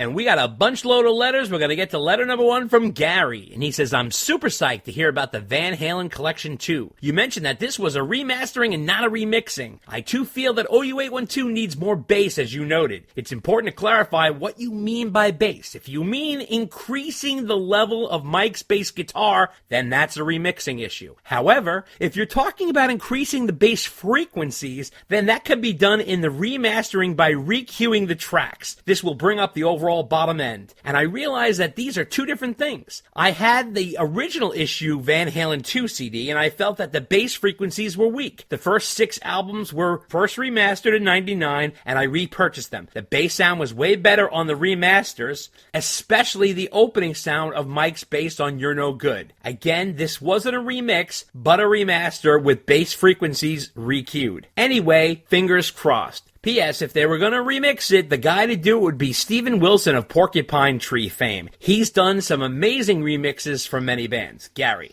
Well, Gary, that's a good point. At this recording, Dave and I have not yet heard the box set, and I can see what you mean by the overall bottom end. I can't imagine that this is not handled in some capacity. It would only make sense at this point. Interesting enough, the first 6 Van Halen albums, they all share a similar sound, because they were produced and engineered and recorded by the same team of Don Landy and Ted Templeman. But here's the thing with the Van Hagar years. They're kind of all over the map. Each album has a different sound. They all have different producers. Therefore, you wonder what the consistency is going to be for the remastering. It kind of builds this intensity of what's going to happen, you know what I mean? So we'll discuss that in another section of the pod that we're going to do where we're going to discuss the box set. But I do agree with you. Hopefully, at least they can thicken the bottom end and at least give us a more full sound for OU812. Oh, yeah, I agree. It's really OU812 that needs some bass. So, if you could do it with the remastering to a point, that's great. But, I think that bad boy needs a remixing anyway. I'm curious how the whole thing is going to sound because, as you said, each album has a different producer. They have their own sound, their own quirks, and things like that. We'll see what happens. I don't think For Unlawful Carnal Knowledge sounds that bad, and I don't think Balance sounds all that bad either. So I'm really insanely curious how they're going to remaster it and get it to sound. So, we'll find out soon enough. Absolutely. Letter number 2 comes from Jeff Bonatabas, living on Mean Street in South Glens Falls. And he says, hello, Dave and Dave. It's Jeff living on Mean Street, and these are the books I have gotten recently since listening to the episodes of these authors that have been on your podcast. The first one I'm reading is Tone Chaser, which is a great read to get to know Eddie better. After that, which one would you read next? Have a great day, gentlemen, and keep up the great work and rock on. Jeff Bonatabas, living on Mean Street, South Glens Falls. Well, I would say, Jeff, I'd go with Eruption by Brad Tolinsky and Chris Gill. Those guys are from Guitar World. I think it'll give you another perspective to the Eddie Van Halen story that you just read with Tone Chaser with Steve Rosen. What do you say, Dave? If he hasn't read either of the books by Greg Renoff yet, either the one on the early days of Van Halen or the Ted Templeman biography, I would read those. I think those are really good. Definitely, for sure. And that would be Van Halen Rising and also the Ted Templeman book as well. we're on to letter number 3, which comes from Tom Miller from Rexford. And he says, I do agree that the album Mammoth 2 starts to suffer from sounding the same. My biggest issue is it is a constant wall of sound. While Wolf's drumming is amazing, he is punching us in the face with his drums on every song, and I love him to mix things up a little bit and give some nuance to the drums. Musically, this is where the album really shines. He is playing on every instrument is off the charts. The biggest improvement for sure is on guitar, and his soloing is fantastic. Lyrically, to be honest, I never paid a ton of attention to lyrics, but it's probably why I never get hung up on Sammy's lyrics. I really don't get why you give Sam such a hard time on his lyrics and why you have to bring it up on every podcast. Wolf's hooks are fantastic, very catchy in most songs, and his voice, wow, why was it even singing in Van Halen? Overall, I love this album. I'm not sure which one I like better yet, Mammoth 1 or Mammoth 2. I need some more time with it, and I love the album cover. It reminds me of some of the metal covers from the 80s. Thank you for your podcast and for keeping the mighty Van Halen alive. Tom Miller from Rexford. Okay, Tom. Well, listen, I agree. You have a lot of good points there. The insights are pretty on point that you have given. My overall takeaway is that the album basically shows great growth in playing and in production. I have to tell you, I'm not sure which one I like better yet either. It's hard for me to say, but that's a good thing. That's a good thing to have that problem. So now, why do we bag on Sam's lyrics? Well, because they are lame and lazy at times. Now, here's the thing. If Sam just wrote shit lyrics, that'd be one thing, and we'd say, oh, he's a horrible lyricist. He's not. He is a good lyricist. When he concentrates, when he puts in the effort, he's excellent. He has some amazing lyrics. But the fact that he's totally capable of great lyrics really aggravates us when he phones it in. And that is very frustrating. So when he doesn't put in the effort, like on OU812, when the lyrics are, woo, yeah, all right. I mean, stuff like that. Or, Wham Bam Amsterdam, which we always point out. It disrespects the song. It disrespects the band. Amsterdam is a perfect example of this. The music is killer, but the lyrics are so lame, they prevent it from being a Van Hagar classic. And it really had that potential. But Sam just sometimes really misses the mark. And I think when he does that, it's upsetting. Also, the reason why Wolf didn't front Van Halen, of course he's got a great voice. Yes, he can sing those songs, but consider the situation. There'd be way too much pressure on him, and I don't personally think he could be having the solo career he has now if he did that. It really would have broken the kid. That would have been too much. The band was not set up to be a trio with a lead singer who's playing bass. It would have been a very different look and a very different feel. Van Halen has a certain kind of vibe and feel, and although I think he could totally do it. He could totally sing all those songs. And I'm sure he probably has in rehearsal somewhere. But I don't think it would have made sense. But I'm sure he probably did it a lot with Eddie and Al. What do you think, Dave? Well, we rag on Sam because it's so easy. I mean, when he gets lazy, he really gets lazy. Whoa. When he writes bad lyrics, it's so bad. It's like shooting fish in a barrel. It's really that easy. That's why. Yeah. And, we have good fun with it, quite frankly. What can I tell you? Regarding the sound of Wolf's albums, I do agree with you a whole heck of a lot on the sound. And your overall assessment of the album, I think he plays great. I think he sings great. Dave, I agree with you. He's shown great progress. But yeah, there's like that wall of sound. It just almost gets pummeling after a while. Yeah. And maybe that's because I'm an older guy and I'm not used to that production style. So you know what I also think, Dave? I also think that comes from him playing all the instruments. If he was playing with a band, and I'm not saying that's what he should do, that's what he wants to do. He wants to play all the instruments, that's fine. But if you play in a band, the dynamic is going to be different. You're going to have more of a gelling of a chemistry there. You have to realize he's playing with himself. Excuse that pun. But, you can't have chemistry with yourself. You know what I mean? Yeah, but Dave, Prince did that, and he didn't have that problem. Yeah, but he's not playing at that maximum volume. I understand what you're saying.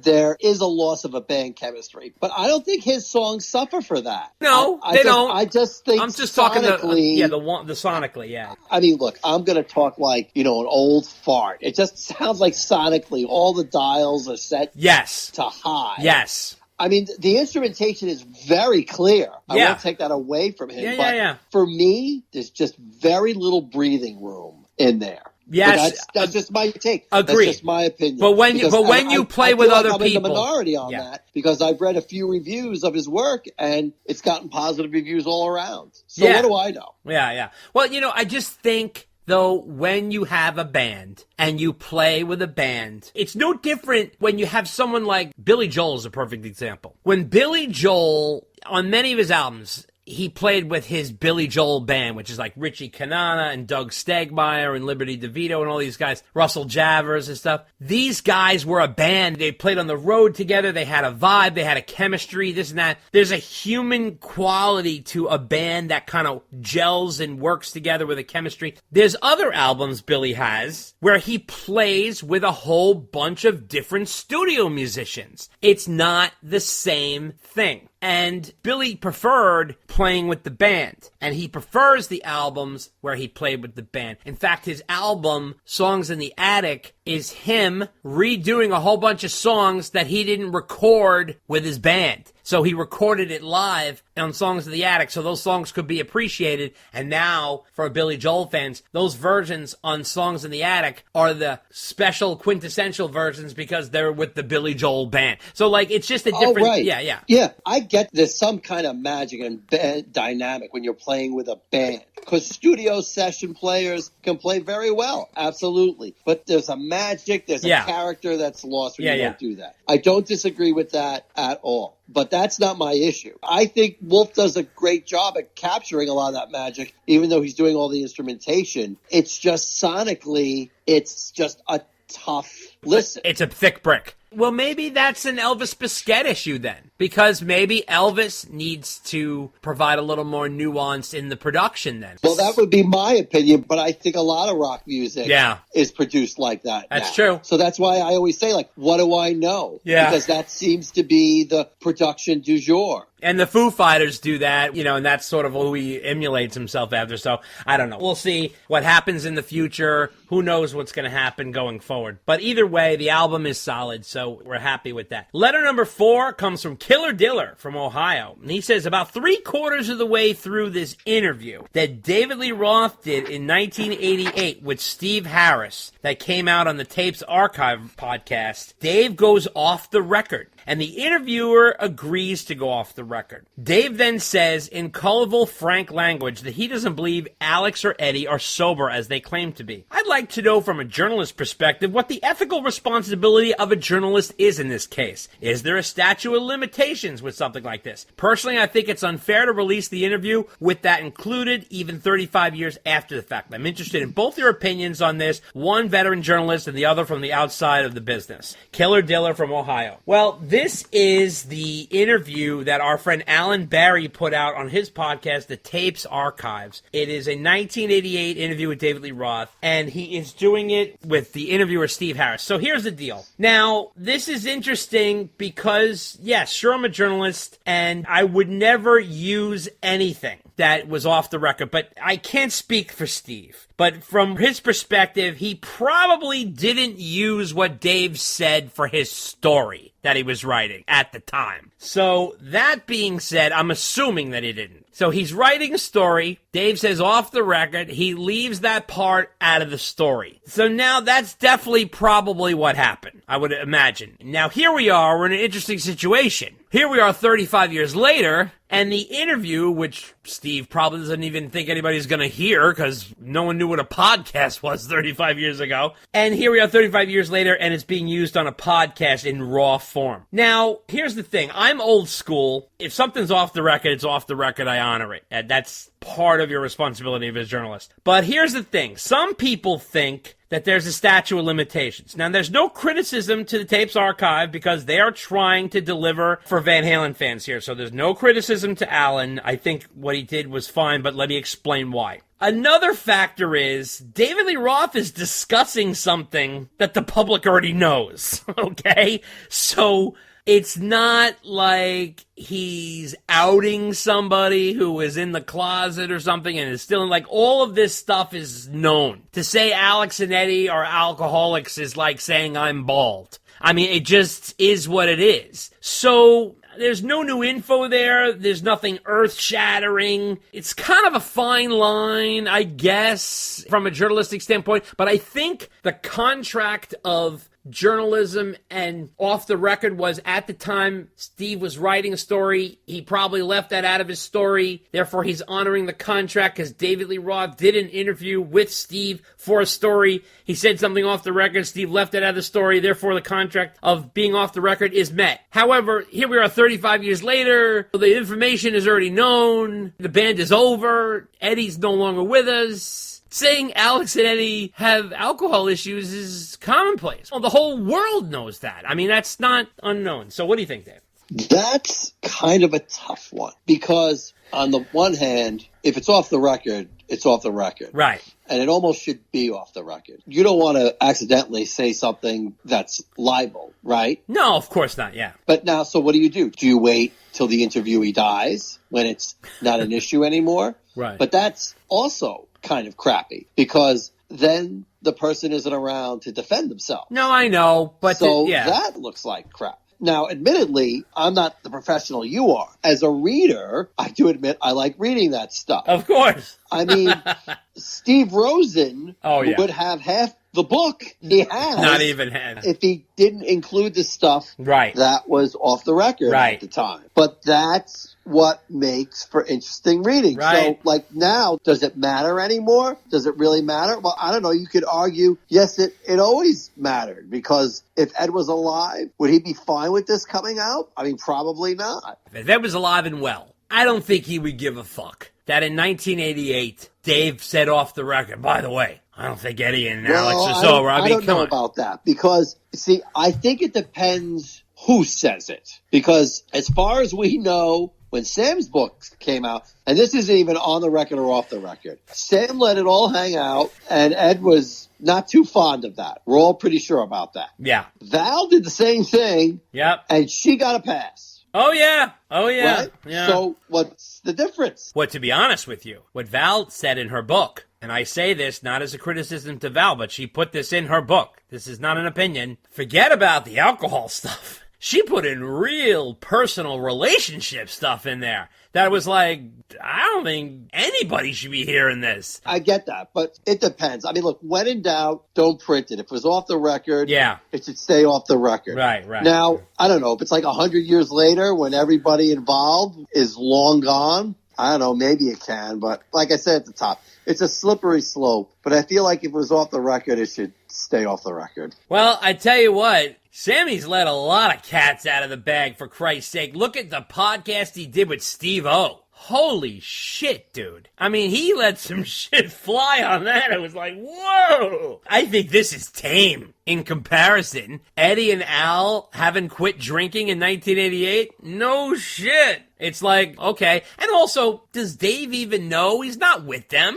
He is not with them. So what does he know? So it's like, it's just hearsay, basically. I mean, David Lee Roth. Well, that's true, too. Yeah. But if they ask if it's off the record, then no, you're right. You're right. You're supposed to honor it. I don't know. I would ask Dave. This assumes I would get a straight answer from him. I'd ask for him. I was like, hey, somebody released an interview from 35 years ago. There was some stuff you said off the record. It's out now. Do you care? I would be curious what his thoughts are on that. He'd probably say, bibbidi boobidi bop, zibop. Bop. Exactly. Letter number 5 comes from Sarah Smythe, Dave. She is back with a vengeance. And she says, I just watched the final episode of Alan Berry's 1984 Van Halen mini-documentary that made things super clear regarding the breakup finally after all these years. Seems like the responsibility for the breakup lies at Dave's feet because Ed did ask him one final time if he wanted to make the next record with him, yes or no, and Dave was non-committal, wanting the weekend to think about it. To me, he is responsible for breaking up the band and creating a vacancy for Sammy. The documentary showed how unsavvy Dave really was in his communication, lack of interpersonal skills and abilities,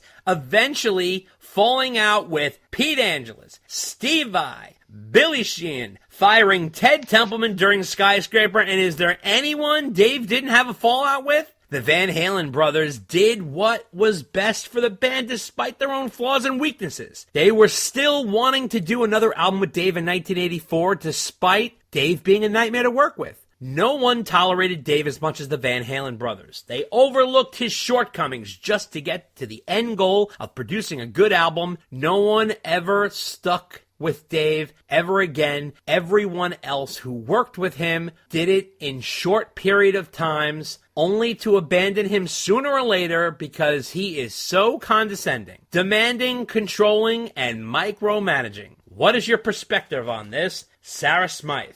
Woo! Sarah with another amazing letter. These females are kicking ass, Dave. Here's my take, Sarah. So good letter. Always good letter from Sarah. So now I think Dave saw the writing on the wall in Van Halen. Ted wasn't going to produce the next album. Ed and Don were running the show at 5150. The material was going in a more melodic direction. Now remember, Dave struggled with writing I'll Wait, needed help from Michael McDonald. Plus Ed said all covers were out. This puts Dave in a very vulnerable position. Remember, he was having massive success as a solo artist, and this was all happening while he was getting a movie deal. Another element was that he thought Van Halen was on pause. If you remember that he had a conversation with Ed, and he was doing some soundtracks at the time, and it seemed like they were going to take a pause. He had no understanding that they were going to move forward with the band. Now, a lot of Dave's edginess and nasty comments,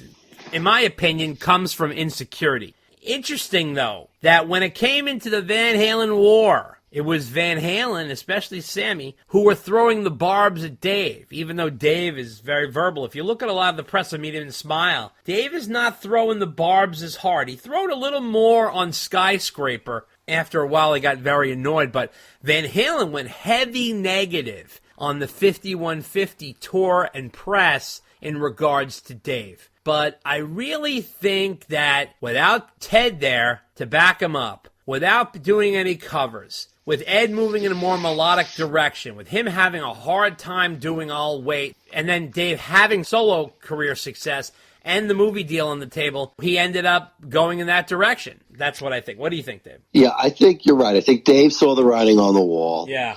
I think he definitely contributed to him walking out the door of Van Halen. You know, I realize it's not as clear cut, but that's what Van Halen is the master of. Passive aggressiveness. Yeah. Where one party makes the other party's life miserable, and they're like, well, if you don't like it, then leave. Right. Right? Yeah. So the other party leaves. Maybe sometimes not because of a good reason, but because they've just had enough of the BS. Now, Dave was also riding high. You know, his ego was at full tilt. He was doing the movie. He probably thought he was king of the hill. And he was like, you know what? I don't need these guys. You know, maybe the time is right for me to leave because, like you said, Ted's not around anymore. The songs are changing. Right. Ed and Don have a bigger piece of what goes on. Right. Ed's got his own studio. Right. Dave was calling a lot of the shots, and Noel wasn't around anymore. Right. Yeah. So Dave sees he can't call as much of the shots anymore, so he's going to hit the road. Should Ed have seen this coming? Maybe, but Dave at the least has an equal amount of blame for the band splitting up. Sure. Does he have a majority of the blame? I think he can make a good case for that. When he was making the movie, he had to have known that was going to be a problem. Yeah, I mean, he's foolish. He's so silly that he's like, oh, why don't you write a soundtrack for me? It's like, dude, what are you doing? But I really think from Dave's mind creatively, if you look at it from the perspective from Dave's tinted sunglasses, he really said, this is the move, guys. Let's do a movie, because after what Prince did with Purple Rain, again, same company, by the way, Warner Brothers, the movie was with CBS, he's like, oh my God, we are in the MTV generation. We are now leaders with these 3 videos that have become 3 of the most iconic videos of all time. Our next step has to be like a Purple Rain, because what Prince did with Purple Rain was he completely moved forward with a huge album and a huge visual. I mean, that was groundbreaking. So Dave is like, we got to go in that direction, but we can go in a more, comical direction. It could be more fun and loose and party. And, Ed was like, dude, I'm a fucking musician. Like, I have all this music I want to put together, and Ed wanted to get more serious with his music. I mean, not that 5150 is so serious, but, you know, it wasn't like a joke. You know what I mean? Like, he wrote some really deep melodies there and songs, and that was kind of the area he was heading in. And you could hear it with I'll Wait and Jump. Like, there's definitely some more melodic stuff coming in there. And like I said, Dave struggled with I'll Wait and needed help from Michael McDonald. So I have a feeling we never heard the demos. Obviously, maybe we will, but we've never heard the demos. Right. We've never heard the demos that Dave sang on for the short period of time that they worked on the follow-up to 1984. You know, who knows? It could get to the point where he's like, you know, it's not working. It's not flowing with his vibe and his vocal style and this and that. So, who knows, man? But you know what? Yeah, Dave certainly had a huge part in that, but there was a lot of miscommunication. But let's be honest, these guys are not great at communication. And, you know, they had Noel for a manager who was in and out. You know, Noel was definitely more of a road guy. Noel wanted to get them out onto a stadium tour. And I understand that. You know, he's looking out for the band. He wants them to get bigger and bigger and play bigger places and this and that. You know, and Ed obviously wanted to hunker down and put out a really good album. And Dave was like, can't we just like bang out an album and get back on the road? And Ed's like, no, I want to take like a year to make an album. And Dave's like, a year? Are you fucking kidding me? So it was like, you know, there's a lot of... There's a lot of ego, a lot of booze, and a lot of coke. Exactly. Yeah. All right. So letter number 6 comes from Chris Raffaelli. And he says here, hey, fellas, we took a recent Carnival cruise to Valencia from New York to Bermuda. And the stage show they had a bunch of rock covers. And I was very surprised to hear this one right now. Here's a clip. Don't wanna wait.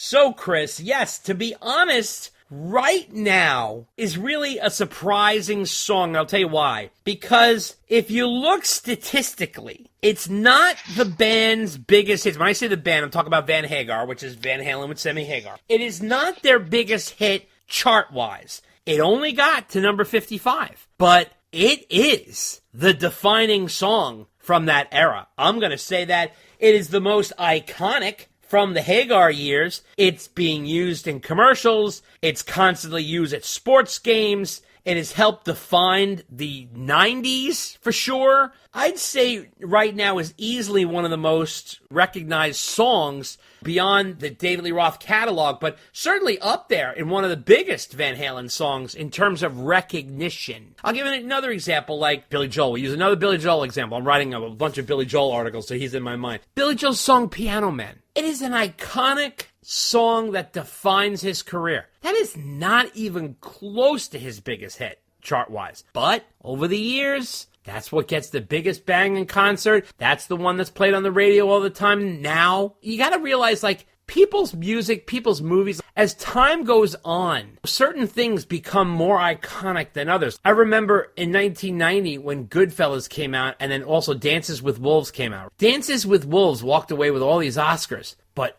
iconic-wise, Goodfellas stands miles above Dances with Wolves. Nothing against Dances with Wolves. It's a good movie and stuff, but Goodfellas is a huge iconic movie that had become bigger over time, and it's meant more. And if you look at the box office, it wasn't really huge on Goodfellas. They did okay, but it wasn't really big. But holy shit, afterwards, gargantuan. Same thing with the movie Tommy Boy with Chris Farley and David Spade. Became hugely iconic.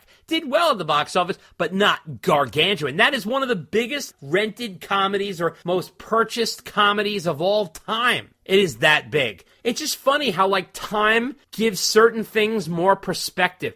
And right now is right up there. What do you say, Dave? In other words, time will tell if it stands the test of time. That's right. And that song has. It is the iconic Van Hagar song. Yep. It has a message, and it's, a very accessible song. Mm-hmm. When I read that, I was like, oh, I'm not surprised it's music on a cruise. It's the Van Hagar song. Sam should be proud of that because, he spent a good amount of time on the lyrics. So, lyrically, it's a powerful song. And that is a effort that he put forward that was excellent lyrically. There's Sam putting in the work and coming out with something great. He does good stuff. Listen to Eagles Fly. Another great lyrics. I mean, he can do it. When he wants to put his nose to the grindstone, he can do it. But when, you're throwing in the cherries on bananas, I mean, come on, dude. It's embarrassing. It's embarrassing. Anyway, letter number 7 comes from Ricky Chan from Seattle. And Ricky is talking about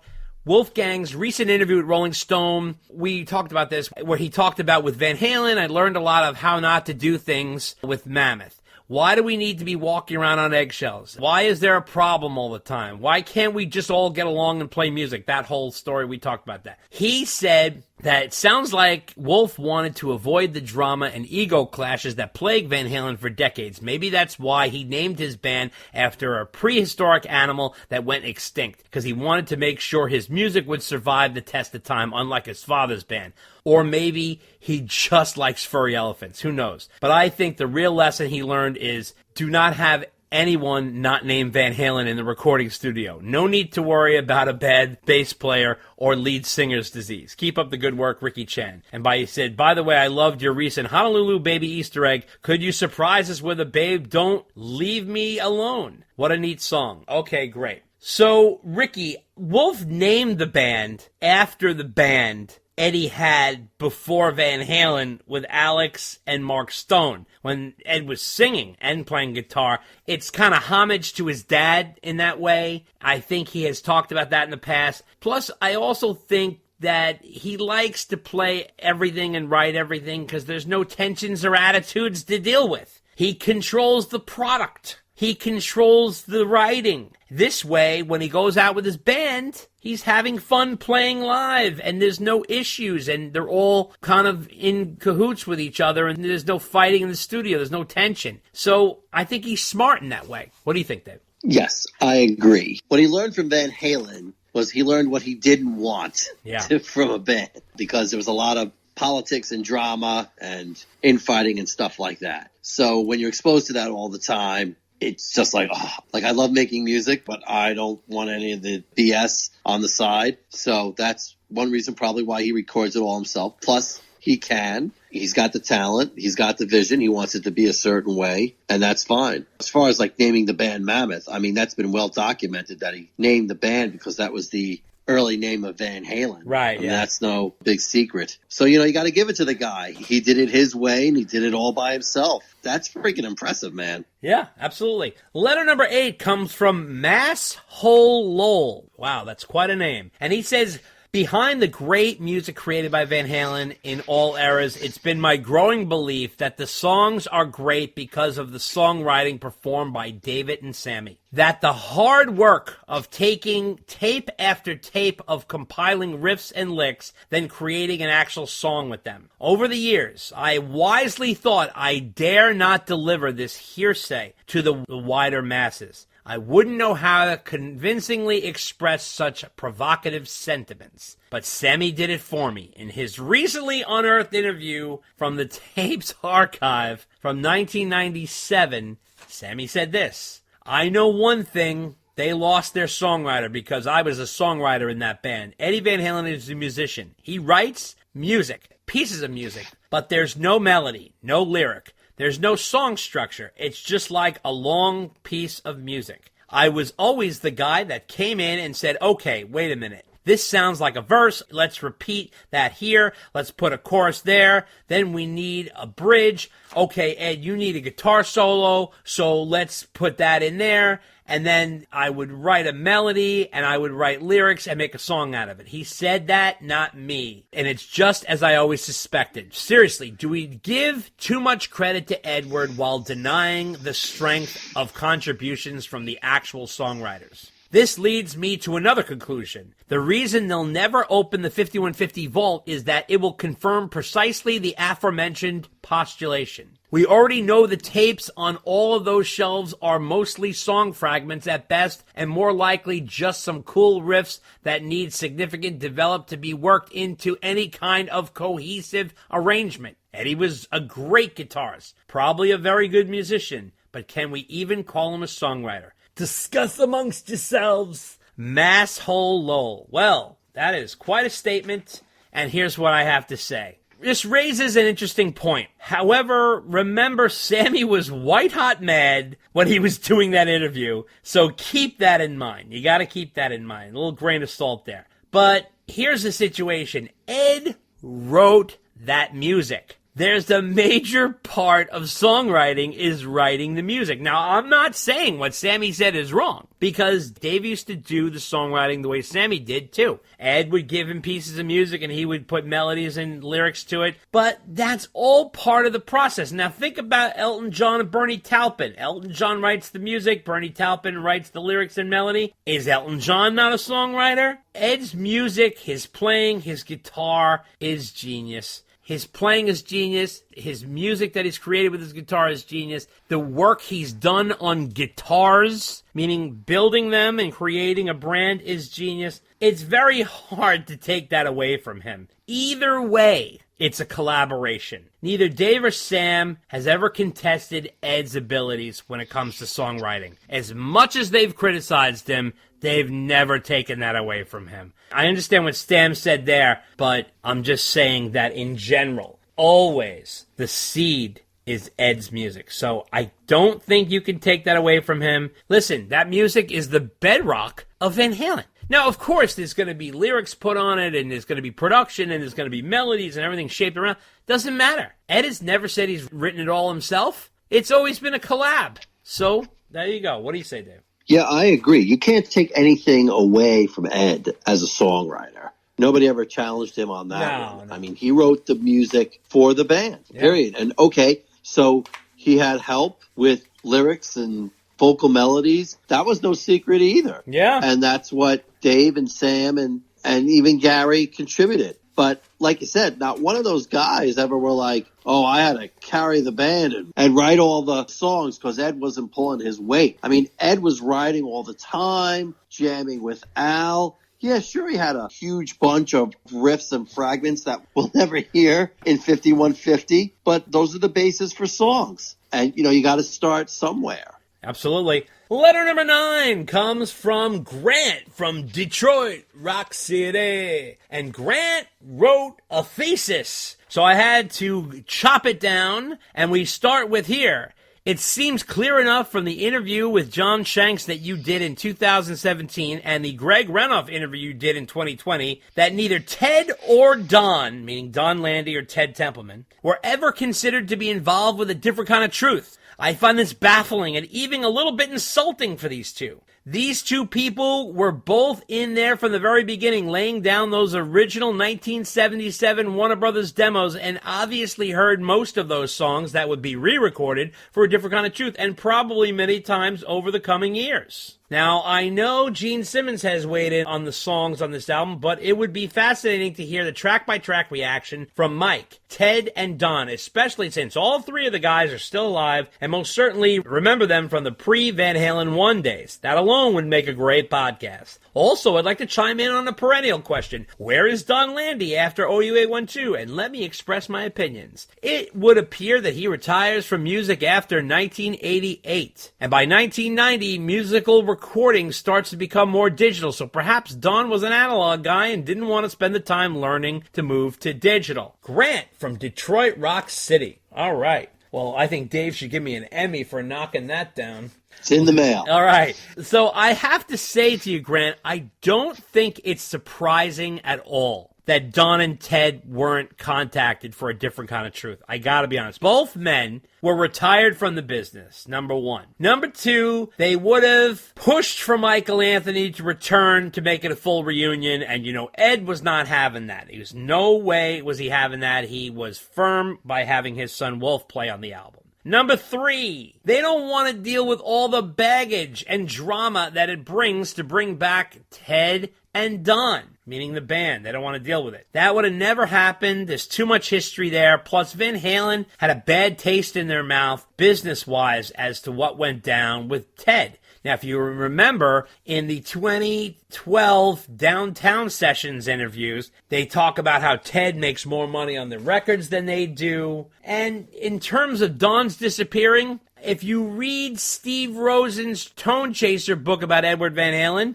he discusses how Don became kind of possessive of Ed in a way, and he was acting kind of weird, and Ed's relationship with him was sort of breaking down. It's a little bit of a mystery as to what went down, but that was sort of the gist. There was sort of a break in that relationship, so that's not surprising. What do you think, Dave? No, it's not. And the first thing I thought of was when the Beatles got back together, George Martin did not produce them. And he was around. He was alive. Yeah. He had produced almost everything they had done, and they didn't ask him back. Yeah. I mean, like you said, those two guys, Ted and Don, have been out of the game for a while. So, yeah, from a fan perspective, it'd be great to get them back in there and get another great Van Halen sounding album that we all remember. But that is not going to happen. They're retired. They're not up with technology. There's a bunch of baggage there. I mean, Ted had worked with Ed again on For Unlawful Carnal Knowledge, but Dave wasn't there. Does Ed really want Ted around now? And does Dave really want Don around now? Right. I mean, there probably was a lot of politics in picking a neutral producer and engineer and all that jazz. Yeah. So I don't think either of those guys were surprised they weren't asked. And I think some people wish they had been asked, because there's definitely people out there who are not fond of the sound of A Different Kind of Truth.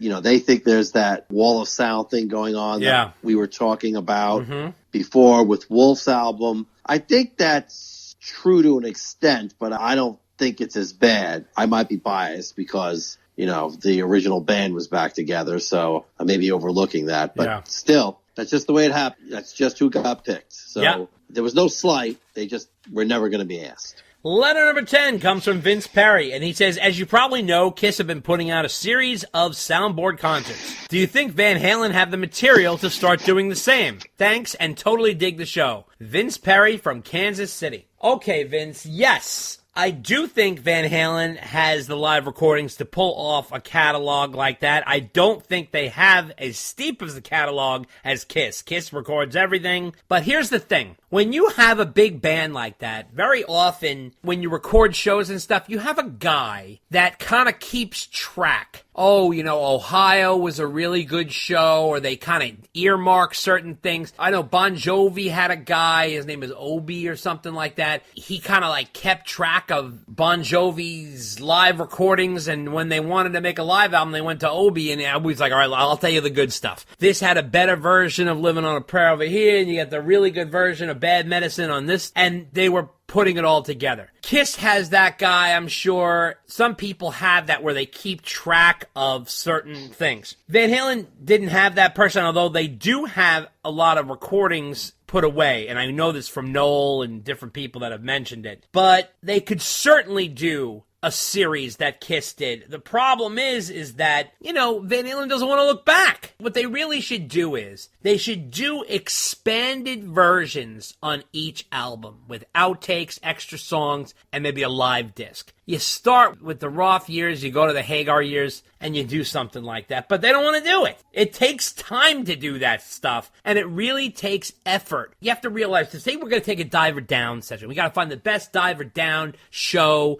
and let's get the Diver Down outtakes, and maybe some extra songs, and maybe let's get, the best photos, and we'll do a nice package. That takes a lot of time to do all that shit. And you have to have an invested effort to do something like that. And if they don't, it's not going to happen. Even if you wanted to do something basic, like the Kiss thing is pretty basic. It's sort of like almost like a legal bootleg in a way. It's not even like glossy for Kiss, very low key packaging. It literally looks like a bootleg. It almost looks like a bootleg, and they're fine with it. It's like a right off the soundboard type of shit, real kind of dry. But you know what? It's fun, and they're putting out really legendary shows. They just put out a show that they did with Mark St. John. They put out the one show that they did with Mark St. John. And so, like, that's a cool thing for Kiss fans to have. Or they did a show where Ace was playing with Eric Carr. Like, you know, like, they do different mix-ups and they had landmark shows. Yeah, it's great, but you have to have insight to do something like that. Do they have the material? Yes. Do they have the insight and interest? I don't think so. What do you think, Dave? You nailed it right on the head. Yeah. I mean, do they have it? Yeah, they absolutely do.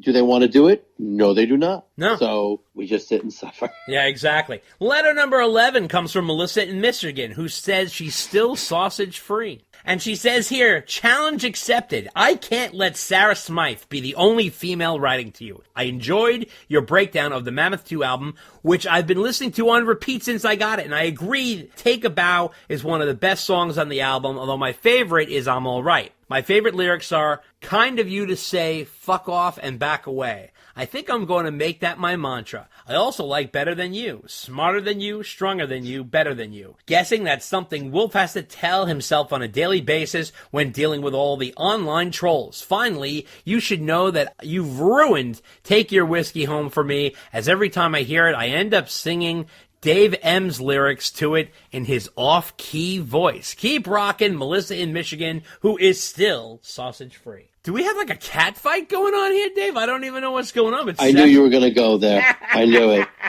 I can't help it. It's fun. So listen, you got to be careful because Sarah's a contender. You know, she's coming up the ranks. So it's always great to hear from Melissa. Thank you for keeping the very small female listenership that we have alive. So Wolf's stuff is very strong. And he said the lyrics are kind of based on what he was going through in dealing with his father's illness. He was angry. I'm All Right seems to be a real big favorite with the Van Halen fans. It's the most Van Halen, I guess, he gets on that album. He even said it himself. I am sorry that Take Your Whiskey Home has been ruined. Maybe we could have Quiet Dave sing the correct lyrics to maybe rectify that issue. So what do you think, Dave? I don't think even if I sang the right lyrics, it would sound any good. All right. But we do have a new theme now where I'm That's not right. singing anymore. That's right, yeah. He does a much better job than he me, does a so. fantastic job. In fact, he still hasn't taken my tip about Van Halen News. Oh, really? I wanted him to write one for Van Halen News or something, you know. I thought that would be cool. All right, we'll have to follow up. Follow up. He did a great job with that. He did. I will say, if he does write one for Van Halen News, he will then get the title of the Dave and Dave Unchained musical director.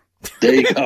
That's right. It's a little carrot out there for him. A little carrot. Right. So sorry I ruined it for you, but glad you're still listening to the podcast. Interesting observations about Wolf's lyrics. I like your favorite lyric. I never really paid that much attention to it until you pointed it out. Yeah, that's a good one. I can see why you like it a lot. I'm glad you enjoy the album and the podcast. Thanks for your support. Keep on rocking. Letter number 12 comes from Ed Schick, also known as Rock. And he says, I've been listening for a few years now, and you may remember me as Rock or Rockhead from the emails, and I've sent before, including my most recent about the Van Halen Easter eggs. I was looking through some trip photos for work, and an idea hit me that I wanted to run by you guys. What do you think of this idea? Hold your breath, Dave. So, a Van Halen-themed trip cruise to Cabo, a couple of days in LA to take in the Van Halen related sites. Go see the old Van Halen house, David Lee Roth's Mojo Dojo, Sunset Sound, a show at the Whiskey, followed by a cruise to Cabo, where maybe we could get a live podcast recorded at Cabo Wabo or on a boat with the group there. As an agent, I could put together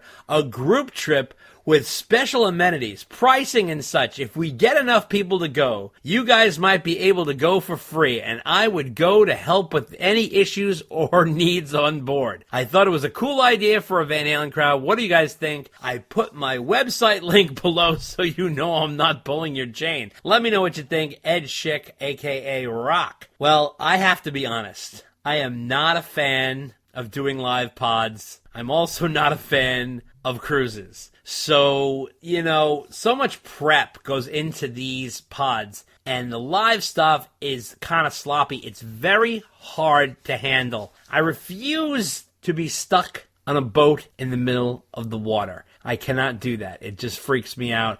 However, it is a nice idea. I don't have the time to do that, though. I have barely enough time to get these pods out on a monthly basis, let alone do a cruise. But it is very creative and very well pitched. It's just not my thing. What do you think, Dave? Have you ever been on a cruise? No, but the concept of it is terrifying. Oh, okay.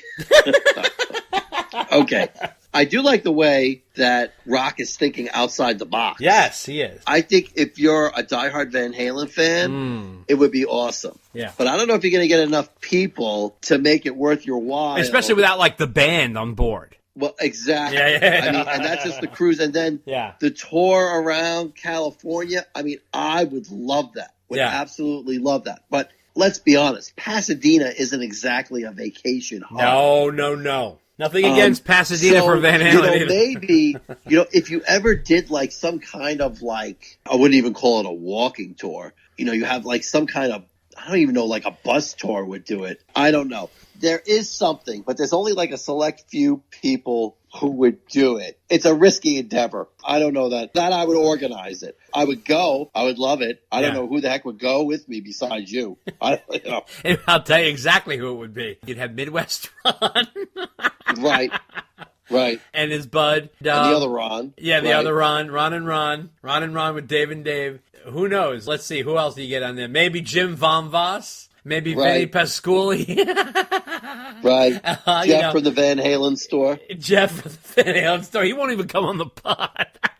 Oh, all right. Well, he would sell merch. Maybe if he sold merch on the board. Oh, that's true. If we told him he could sell merch, then he would show up. Oh, yeah, right. sure, yes. Of course, yeah. Well, listen, give him all the credit in the world. You guys want Van Halen merch? VanHalenStore.com, because he does a great job. So we're not putting anything down on Jeff. He's a good guy. Okay, letter number 13 comes from Brian Erickson. He says here, hey, fellas, interesting review. One Dave raved like it was Van Halen 1 level, and I'm closer to the other Dave, and he's talking about the Mammoth 2 album. Way too much pitch correction and overdubs. Every song sounds the same, some catchier than others. Would love to hear him do more of a Dirty Honey production. This kind of sounds like every other contemporary rock or country record today. The solos are cool, but very on the beat. No chances taken with the phrasing the way Eddie Van Halen did. But who does? Even more of an extreme production would be good. It's hard to tell if he can really play. It's so hyper-produced and layered. Very Alter Bridge. Computer album like everything popular today. No grit, no soul. 3 out of 5 stars. Thanks again, guys. Brian Erickson. Well, that's Brian's review. Okay, Brian, listen, I hear you. If you're looking for a more live, gritty feel, perhaps that would come from Wolf playing with his band in the room. I think that would maybe give you more of what you're looking at. That would be an interesting experiment, actually, if they recorded Mammoth 2 kind of the way they recorded Van Halen albums with Ted. Not that we're replicating Van Halen, but like everybody kind of live in the room and, kind of gelling together. That'd be an interesting experiment to see how different it would be. What do you think, Dave? You know what? I'd love to hear a soundboard Mammoth show. Oh, there you go. You can do that. Yeah. Professionally produced and engineered, and to see if there's any difference there. And because this is like the second letter that's had issues with the production, and I don't necessarily disagree with them either. So I'd be fully on board to listening to a professionally recorded and released live Mammoth show and see how much I like that one. Yeah, very true. Letter number 14 comes from Jeremy Waller from San Antonio. He says, I was at the September 21st show in 2015 in Austin, Texas, and that day would have been Alex and Ed's mom's 100th birthday. So Eddie played Happy Birthday to her during his guitar solo and attaches a clip from YouTube. Some websites have her year of birth as 1914, but I gotta think Ed knew better. Pretty cool to have seen him play this live on their mom's 100th birthday. And here's a clip of that.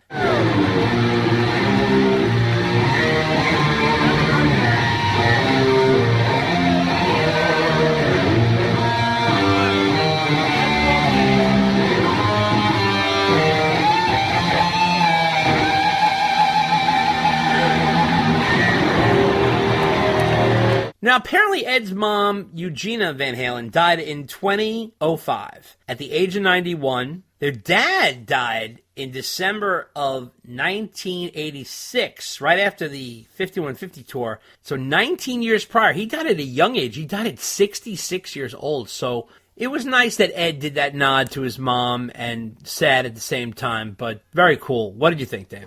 I thought that was a nice touch. Yeah, classy. Yes, very much so. Letter number 15 comes from Daz from Australia. He was listening to the Vinyl Guide podcast with John Karabi, and they discussed many things, but the Van Halen parts start at about 45-minute mark. The more interesting part of the story is about the tapes in the vaults, which starts around the 50-minute mark. I know you've discussed the vaults before, but John mentioned there are many tapes, hundreds, recorded on by Eddie, and they were full. Surely there has to be some full guitar tracks ready to just put some drums and vocal on it. He also mentioned that they could put out Van Halen albums for the next 10 years. Guys, please get Wolf on, as we could discuss this further. We need to hear from someone who actually knows the story. Keep up the great work. Cheers, Daz from Australia. Well, I don't think Wolf wants to come on because he refuses to talk about Van Halen, but I've tried and I'm continuing to try. To be honest, it's not easy. He doesn't really want to tackle any Van Halen questions.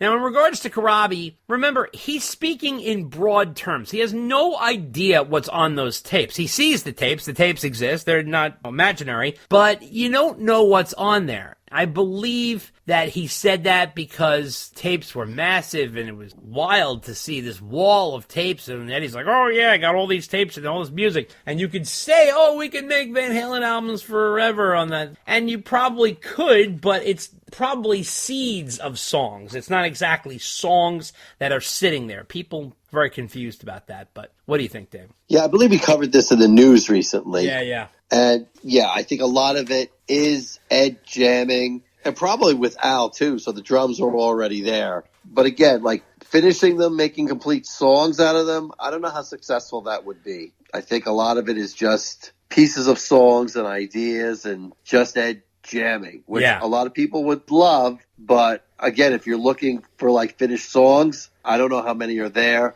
not too many. Or even songs close to being finished that you'd ask some of the band members to finish. You know, good luck getting that to happen, too. Absolutely. And letter number 16, the last letter of the night, Dave's absolute favorite part, comes from Turd Ferguson from Huntsville, Alabama. Now, just to let everybody know, Turd Ferguson was the name that Norm Macdonald used to put down during Jeopardy when he was playing the role of Burt Reynolds.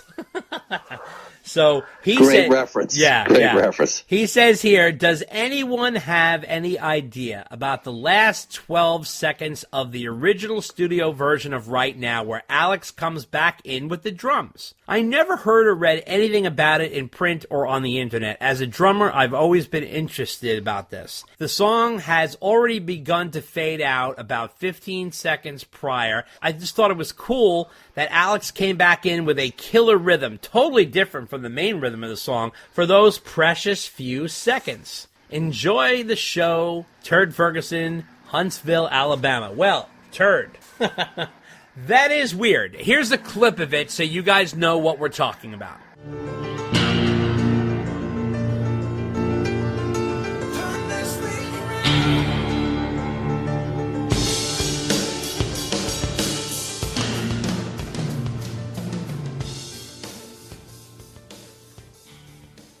I always found this fun, just sort of at the end, how Alex gets a burst of energy and starts jamming. I never really heard anything about this, though. It seems just like a stylized choice. You know, the album is very pro-drums. This is a very drum-forward album. And perhaps that was working with that theme. Maybe just it was something that Alex did in the studio, and the producer, Andy Johns, thought it would be fun to include. I love it myself. It gives a little zip at the end. I'm not a big fan of fade-outs. Not a big fan. It's a very old-school thing. I like when songs end. I'm curious to see what they do on the box set with that, see if they bring that up. But what do you think, Dave? Yeah, it's almost frustrating because you hear the drums as it's fading out. and you're like, wait, no, what are you doing? You know? Right. So you wonder where it was going. It is a cool way to end the song. You wish it would have lasted a few seconds longer, although that song isn't necessarily a short song, so I guess they had to cut it off at some point. Oh, yeah. But yeah, I think it's just a cool thing Alex did that you don't typically hear on a song. That's for sure. It's part of what makes Alex awesome. That's true. And that wraps up the mailbag segment.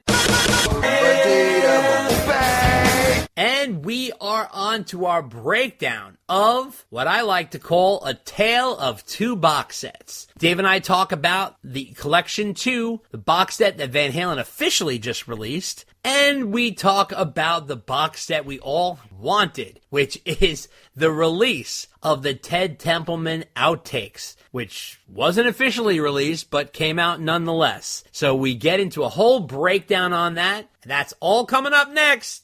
Take a listen.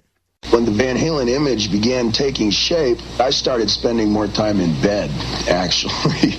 As you can see, Van Halen is not terribly image conscious. We just sort of let it all be, you know. We're not really poets. We're not really philosophers. We just sort of go about our merry way, and the music is a soundtrack for that. Pick up the new coffee table-sized book, The Decade That Rocked, by legendary rock photographer Mark Weissguy Weiss. This 376-page book has hundreds and hundreds of full-color photos that Weiss shot through the 80s for magazines like Circus, Faces, and Hit Parader, featuring bands like Van Halen, Motley Crue, Twisted Sister, Bon Jovi, Skid Row, Guns N' Roses, Ozzy Osbourne, and more. There's even behind-the-scenes stories to go with these colorful, eye-popping pictures. The Decade That Rocked, a new book by rock photographer Mark Weiss, is available for purchase now. Go to thedecadethatrocked.com, where there are exclusive bundles available with extra prints, t-shirts, and even patches. Inquire about the Van Halen bundle, especially made for Dave and Dave Unchained listeners. Order today. The Decade That Rocked. It'll rock your world. Author Greg Renoff is back with a new book, Ted Templeman, A Platinum Producer's Life and Music. The new biography of the record producer Ted Templeman, who went on to produce Van Halen, the Doobie Brothers, Van Morrison, Aerosmith, Sammy Hagar, and more. The book, which runs $19.95, and it's currently available at Amazon.com. From the man who brought you Van Halen Rising comes Ted Templeman, A Platinum Producer's Life and Music, written by Templeman as told to Greg Renoff. Available for only $19.95 at Amazon.com. Order it today. Hello, loyal listeners. Wanted to let you know about our new Patreon. If you like what we do and you have the means, drop us a donation to keep the podcast going. Go to patreon.com/DD Unchained. That's patreon.com/DDUNCHAINED. Any size contributions are greatly appreciated. We have special packages to those who donate $45 or more. You'll get the Unchained package. Trust me, it's worth it. Contribute $65 or more, and you can get the Romeo Delight package, which is Unchained plus more. $95 or more scores you the Top Jimmy package, which is the kitchen sink. If you're a Van Halen hardcore and listen to this cast, this is stuff you'll appreciate. It's ear candy. Those who want one of the packages simply email ddunchainedpodcast@gmail.com. That's ddunchainedpodcast@gmail.com to make arrangements. What is understood need not be discussed. Hi, this is Derek Sherinian. You're listening to Dave and Dave Unchained. Martin Popoff here. Hope you're enjoying this latest episode of Dave and Dave Unchained, the wise swamis on all things VH. Just wanted to remind you that at martinpopoff.com, I've got 2 Van Halen books that I wrote. One is Van Halen, a visual biography, which is basically a big hardcover coffee table book, 400 images, 20,000 word detailed timeline.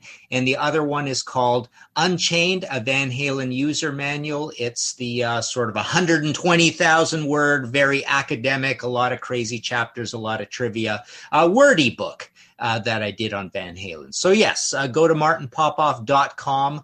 I sign and ship those out of my office here in Toronto. There's PayPal buttons for the US, international, and Canada. Again, Van Halen, a visual biography, and Unchained, a Van Halen user manual. Back to Dave and Dave. If you would like to send us a letter asking a question or making a statement or whatever you'd like to say, you can send it to ddunchainedpodcast@gmail.com. Hey folks, I'd like to introduce you to the Classic Rock Album by Album podcast.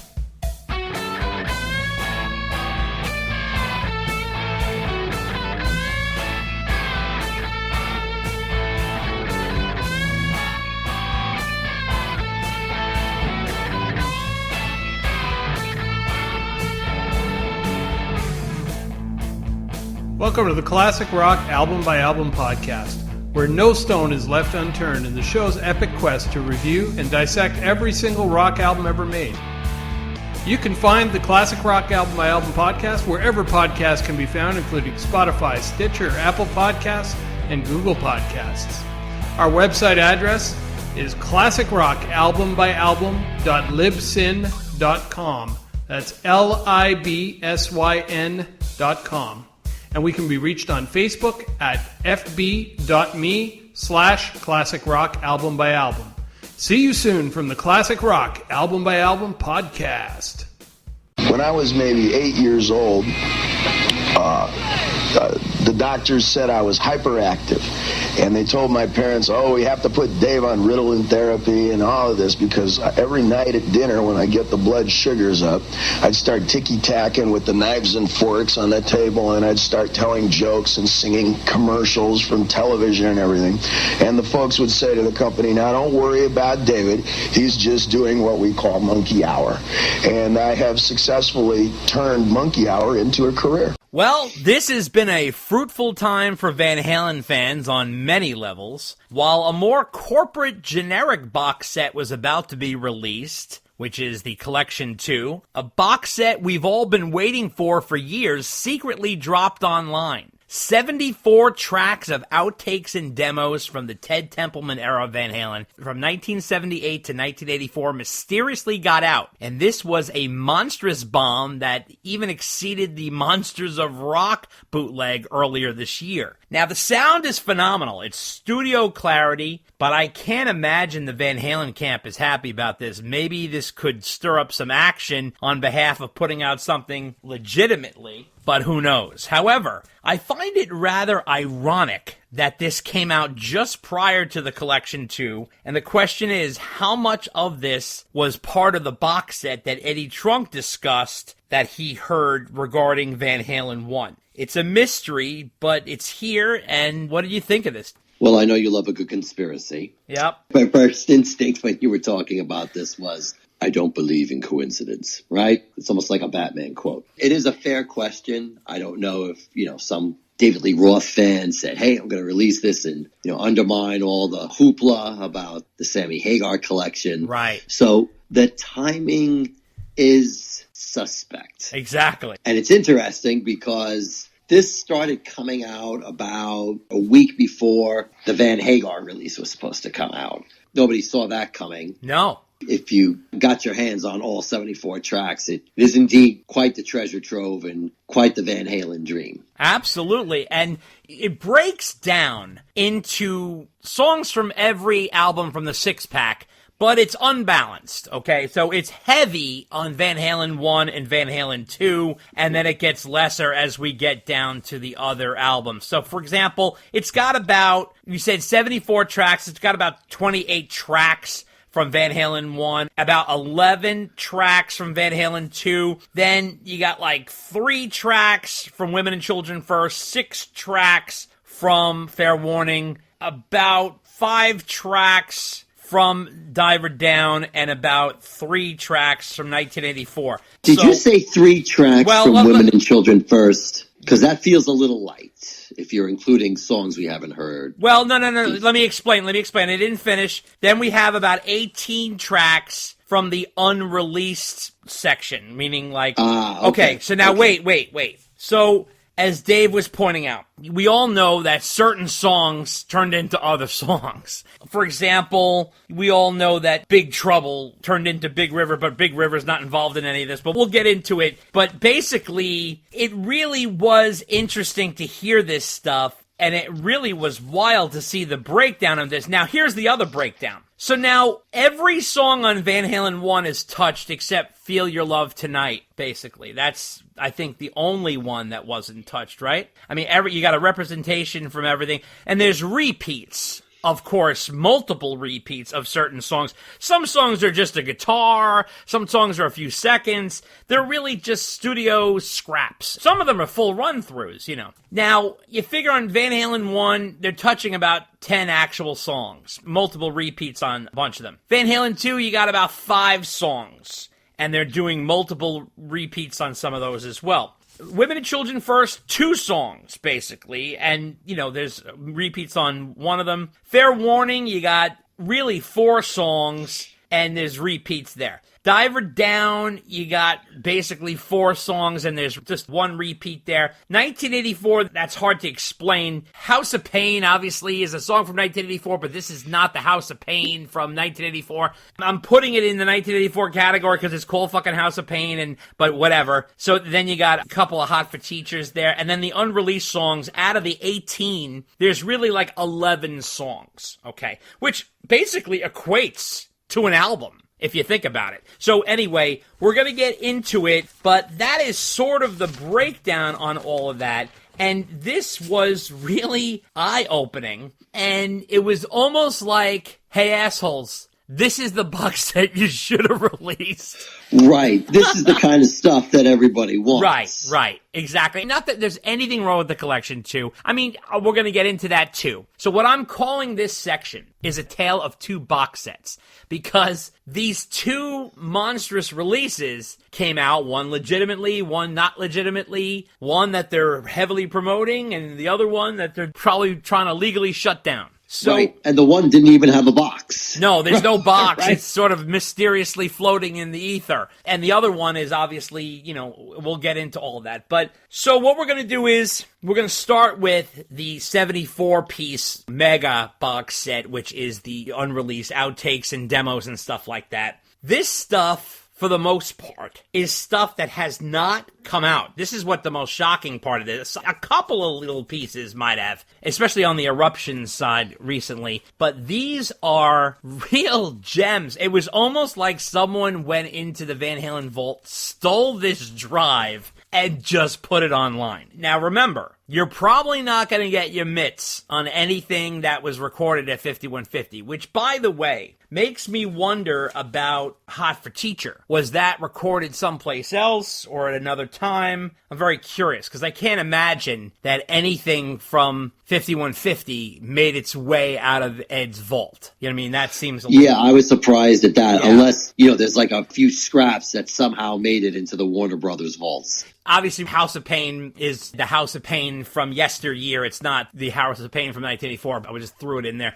Right. Well, that's a demo from like yeah. Right? That's what I mean. It doesn't count. But so that was not recorded at 5150 by any means. But Hot for Teacher itself makes you wonder. Like, first of all, like, we'll get into each of these tracks, and we'll just brush over these, and some of them are just run-throughs. We're not going to discuss thoroughly each one. We'll touch on all of them to some degree, but there's so many here, we have to kind of blow through them. So let's start out with this one. Eruption, which is the raw guitar track. It's about a minute and 59 seconds. This is all without any reverb or editing or drums. So it still sounds amazing, even raw. It doesn't have all the gloss and the fireworks that the original has, but it has a larger fade out and longer pauses in between, too. What did you think of that, Dave? No, that was cool. In fact, there's quite a few tracks like that. Yeah. That are Eddie unvarnished. Some solos from other songs and things like that. Mm-hmm. So it's cool to hear how he played it the first time before they went back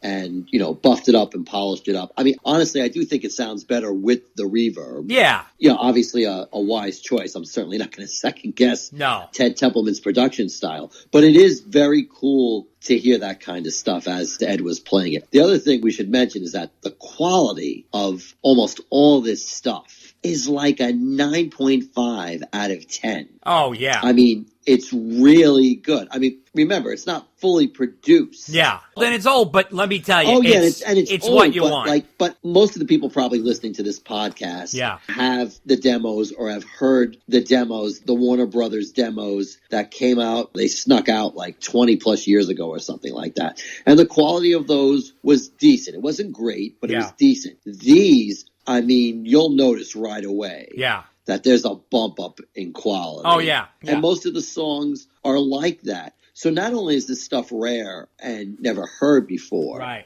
but the quality is really good. Oh, yeah. And here's the thing. I mean, I have to be honest here. And I know we're biased because we all love Ed. But hearing him raw is just as genius. And he really doesn't make a lot of mistakes. He is really sounding amazing. I mean, granted, they polish him up. And this really gives you a feel for what Ted and Don do from behind the scenes. Because you know these songs inside and out, the original versions, right? The ones that were released on the albums. And when you hear this stuff, it really gives you a feel of what they did. But Ed's dynamic, I mean, it's all there. I mean, he just has this raw, insane talent. And here's the other thing that's very interesting that kind of falls in line with a lot of things we've read through the years. For example, the band sounds tight. You can tell this band has been playing in clubs for years because they are locked in and they sound fantastic. And let me tell you something. If anybody has anything to say about Michael Anthony's bass playing, this really proves that he sounds beautiful on these demos. Really strong. Really love Mike's playing here. Alex and Eddie, of course, are just peas and carrots. Those guys, they just flow. Now, here's the other thing. Roth, on the other hand, way more dynamic on the studio recordings. The ones that were released on the albums. Granted, he's a singer, okay? And, you know, singers have good days and bad days, and sometimes they're just running through songs. They're just kind of running through them. We can't judge every single performance. But there is a zest and a zip and an energy that Roth has on the studio recordings that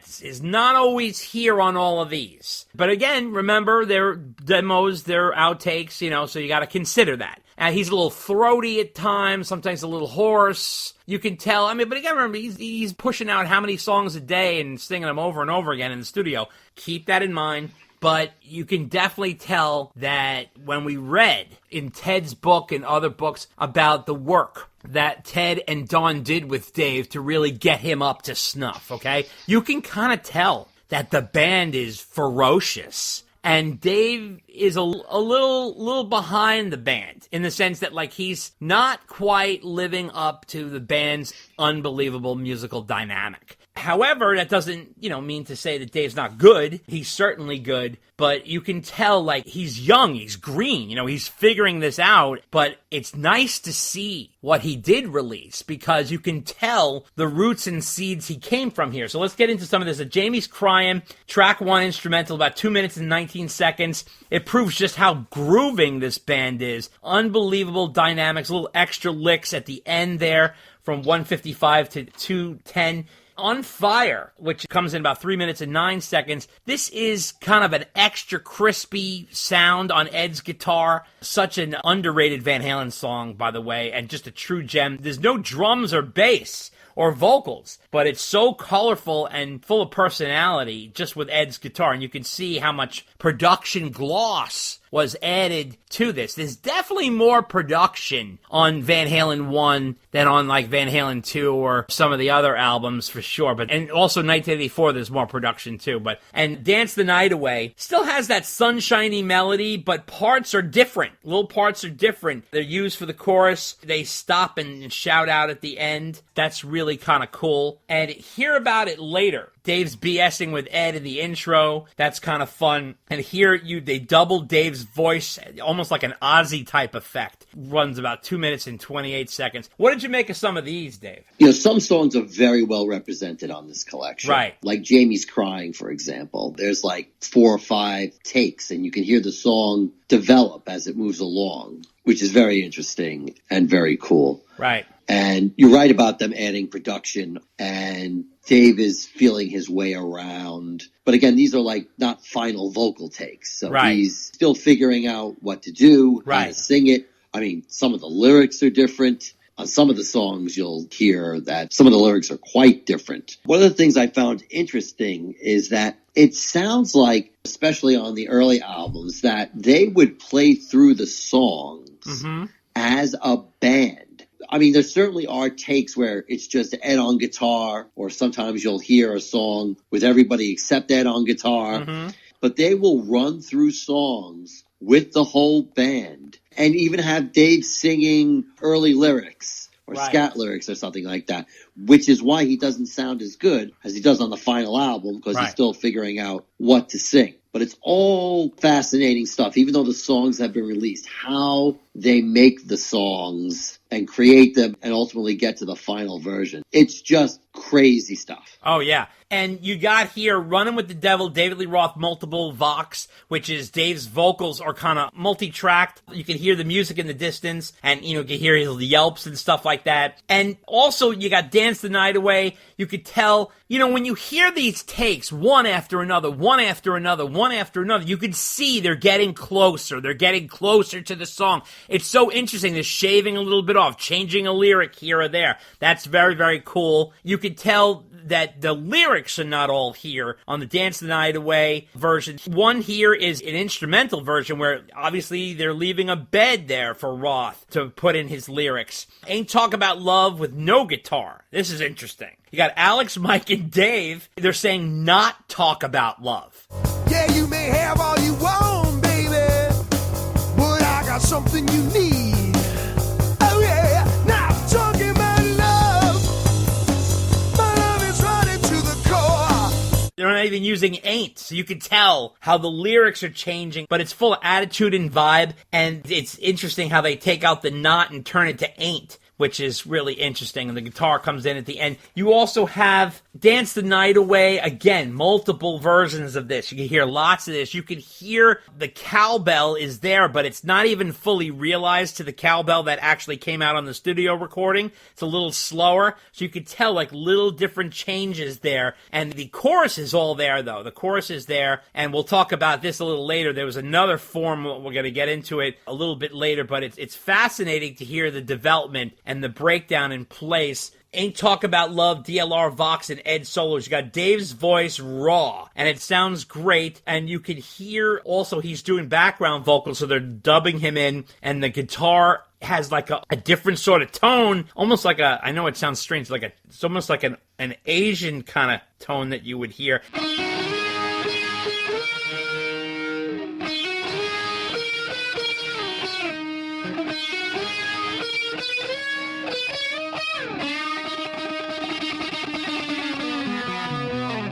And the bass is pumping.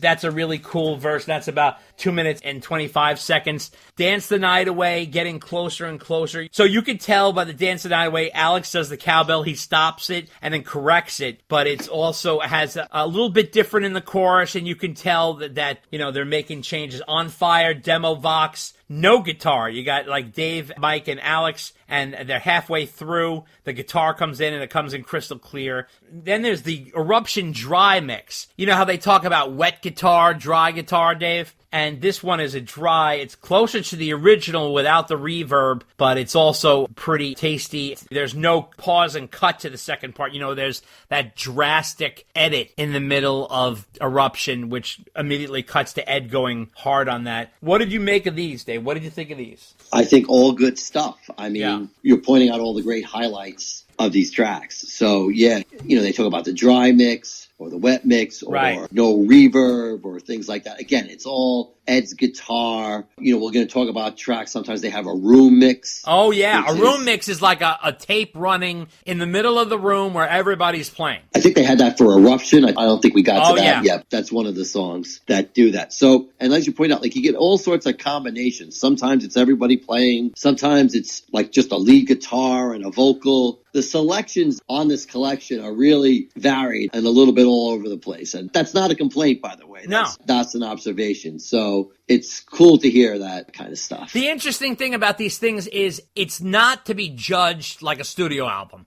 We already have the 6 that are canon, I guess that's the term, right? Which is already kind of the official release. Right, that's the official release. Right. But this is the making of the album. Right. And you got to go into this with that perspective. What is this band doing? Who is this band? They already are a band, but they're so young and they're creating, and you can tell, like, it's so interesting. It's like you already know the end of the movie, and so you're kind of figuring out how did they get there. So that's kind of cool.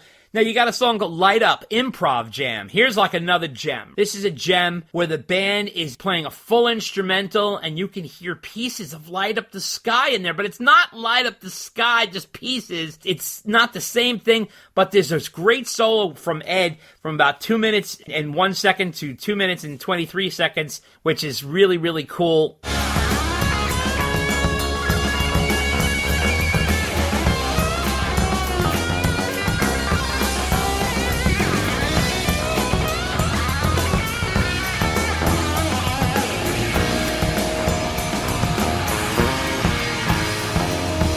Jamie's crying, another Ed overdub guitars in there. Then there's this song called Red Zone, which is about 3 minutes and 50 seconds. No vocals, it's kind of a groove jam. You could hear part of Light Up the Sky at about 1 minute and 40 seconds. Then about 1 minute and 55, it cools back to kind of the regular jam, and Eddie's just playing with Mike, and they're going back and forth.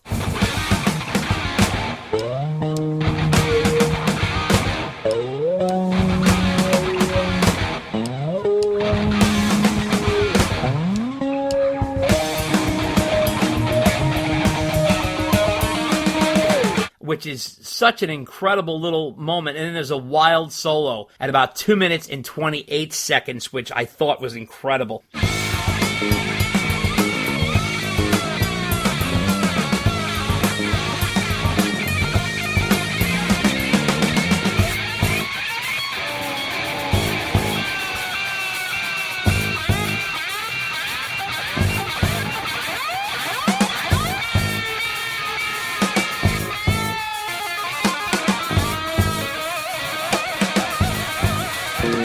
What did you think of Red Zone, Dave? This was an interesting one. Okay, Red Zone and even Light Up, I almost feel like that's an early demo of Red Zone or an alternate version. Right. Because there's similar things going on there. Yeah. That is a highlight, if not the highlight of the set. Now, if you've been collecting Van Halen for years, you'll recognize that tune by an alternate title called Act Like It Hurts. Yep. Which was years ago. There was some demo versions from the Women and Children first album, and Act Like It Hurts was one of them. So, but the mix of that album, which was a bootleg, was always muddy. Somebody cleaned it up years later, but the version we have now is crystal clear. And not only is there a version of the song, I believe there's the same version that was released years ago, only it's a lot cleaner and clearer. Yeah. But there's also multiple versions of Red Zone going on, including the Light Up song. So first of all, that's fantastic. And the other thing you pointed out is the interplay between Ed and Mike. Any doubt about Mike's bass playing goes away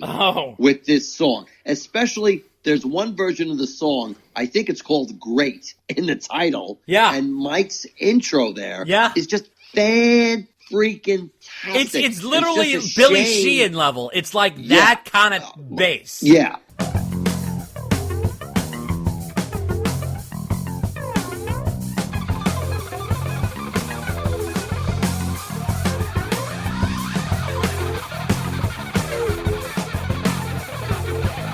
I mean, Mike's bass playing on Women and Children First really was top notch. Yeah. It was like arguably, maybe you could say fair warning, but like around that period, he was at the top of his game. Oh, yeah. And they were actually letting his bass appear in the mix, and he wasn't being drowned out by anybody else. That's the other thing. But really, this instrumental is a highlight of the set. And the fact we get multiple takes of it, it's like I could listen to that for hours picking that apart. Just going gaga over it. And now we got the correct title called Red Zone. Yep. So, yeah. Fantastic stuff. Yeah, the Red Zone is really up there as one of the all-time best. And there's little ones, they have like a false start Red Zone. It's got, like you said, a cool bass part by Michael Anthony. Turns into a kind of a quick, funky jam. And it's only 56 seconds, but it's a piece of gold. There's also Red Zone Take 2, which is about 2 minutes and 55 seconds. Gives you kind of the full scope of the song. It's hard to see how this would have worked with lyrics, though, which is why parts were used elsewhere. There was also Red Zone 2 Best, which you, I think, referenced before, about 4 minutes and 21 seconds. They keep reworking the songs. It's some great stuff there that really stands out, but it goes in so many different directions. There's an incredible solo at about 3 minutes and 12 seconds that goes to about 3 minutes and 30 seconds. That's just unbelievable. So that, like Dave said, is one of the absolute best parts of the set. We'll get into some of these other songs as we get along. And, you know, like I said, there's a whole Van Halen album in here that has not been released. Another one is the song Die Young. So now Die Young, there's like 4 different versions. They have one where there's a full start for 25 seconds. It's full start 1, full start 2. Well, that's only 9 seconds. But then you get to about 3 minutes and 12 seconds on the take 3. You get the full version.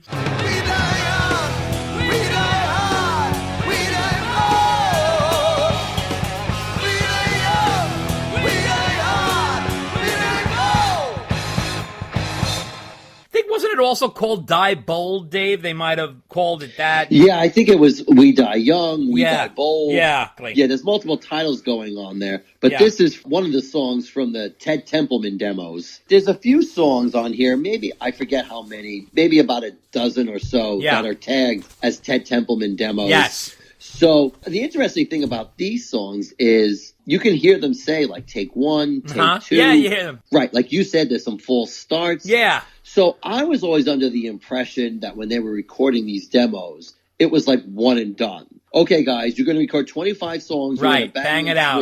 Bang it out. Right, and then we're going to figure out what to put on the album. But they really had multiple tries at some of the songs, which at least to me was kind of surprising. And again, the quality of these demos is the best I've ever heard. Oh, it's unbelievable. It really is something that, you know, like when you've heard from Zeppelin or other bands that have put out something comparable of this to their band, it has that kind of sound. Oh, Dave, you know what? I'm sorry to rewind, but before I forget, about Red Zone? Yeah. Did you notice that one of the intros to Red Zone, one of the drum intros, Alex would use later on an OU812 track? Oh, shit. Which one? I forget which version of Red Zone it was. I think it was the drum intro for AFU.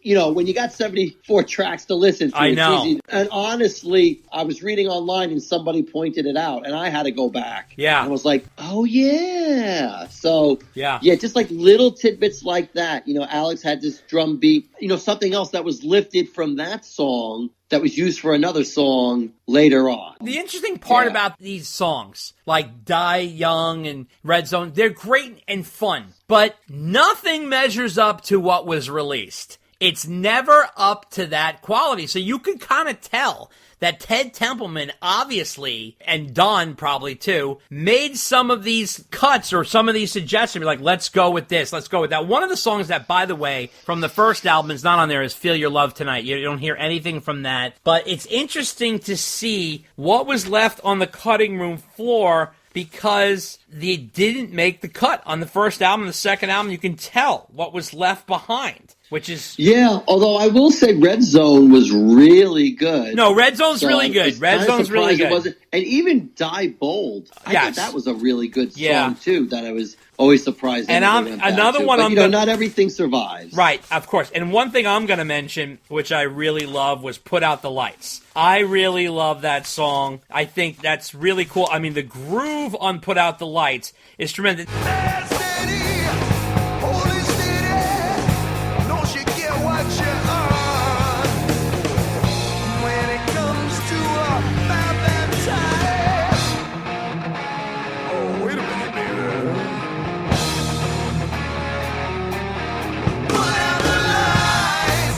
Now, we all know Put Out the Lights, as Dave and I have discussed on our Different Kind of Truth section, was Beats Workin'. They used the body for Beats Workin'. So now remember, when they were making A Different Kind of Truth, what Wolf did was he brought out some of this stuff for them to sift through and see maybe they could pick up on some stuff. And really, the thing about A Different Kind of Truth, and the reason why it's so genius and totally underappreciated, is they took hooks and riff, with the exception of She's the Woman, which is basically the song She's the Woman and Bullethead and stuff like that, but they took pieces of some of these songs and created new songs from them. Now, again, they're riffs and stuff that Eddie didn't use, but he wrote them and he created them just like he did Right Now. He created Right Now in 1983, but didn't use it until 1991, so it was something along those lines. Put Out the Lights, I thought, was really, really good. That has such a great groove to it. That's another thing that you learn. This band really fucking grooves. There's so much dynamic to this band than just another heavy metal band from the late 70s. They are not that band. There's so much color in all the different areas. You can tell from all those years in the clubs and playing all those covers that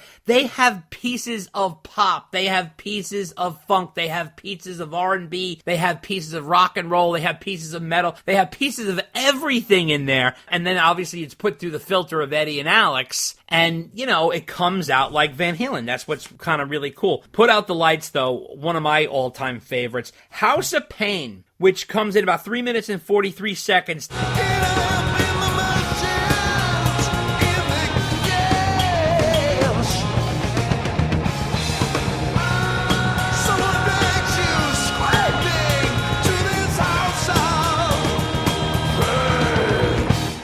The sound is different from the 1984 version, which is superior. The 1984 version is far superior. The only thing that remains is the title and that kind of stuttering guitar riff. You know, that kind of thing. It's good, but it's inferior for sure. There's another song, which is kind of cool, called Get the Show on the Road, or Get the Show On, or whatever. They call it different things. Part of it was used for Romeo Delight, and you can tell there's a line they say, taking whiskey to the party tonight, and I'm looking for somebody to squeeze. Right, and he uses that part on there, which is kind of cool. I'm taking whiskey to the party tonight, and I'm looking for somebody to squeeze. Ain't looking for somebody to pay, just looking for somebody like me. And then that line is like lifted and used for Romeo Delights, and that's really neat. And No Peace of Mind is a kind of a big swooping groove, incredible bass work by Michael Anthony again.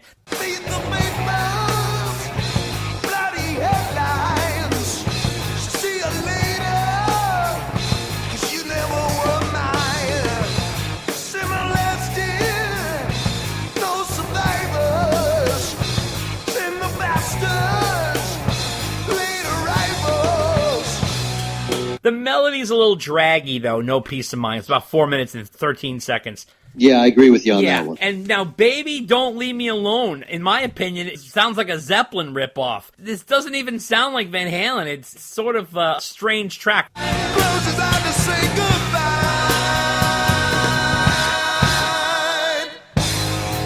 She said, What did you make of that one? Oh, really? I never thought of it that way. Yeah. Actually, but a lot of these songs that we haven't heard before are from the demos. And again, great quality. I think most of them are the full versions we've heard before. Oh, yeah. But there are a few like false intros and false stops to some of them. So it's kind of cool to hear them messing around with that stuff. Big Trouble, which became Big River on A Different Kind of Truth, needed to be reworked lyrically. You can tell the song has great bones and the guitar is insane.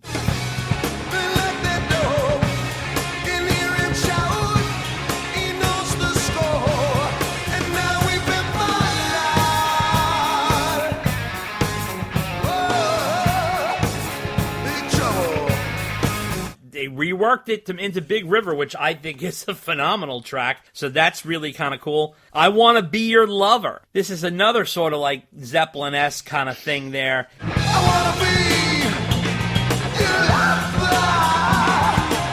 I wanna be your only man. I wanna be your lover. Ooh, yeah, understand.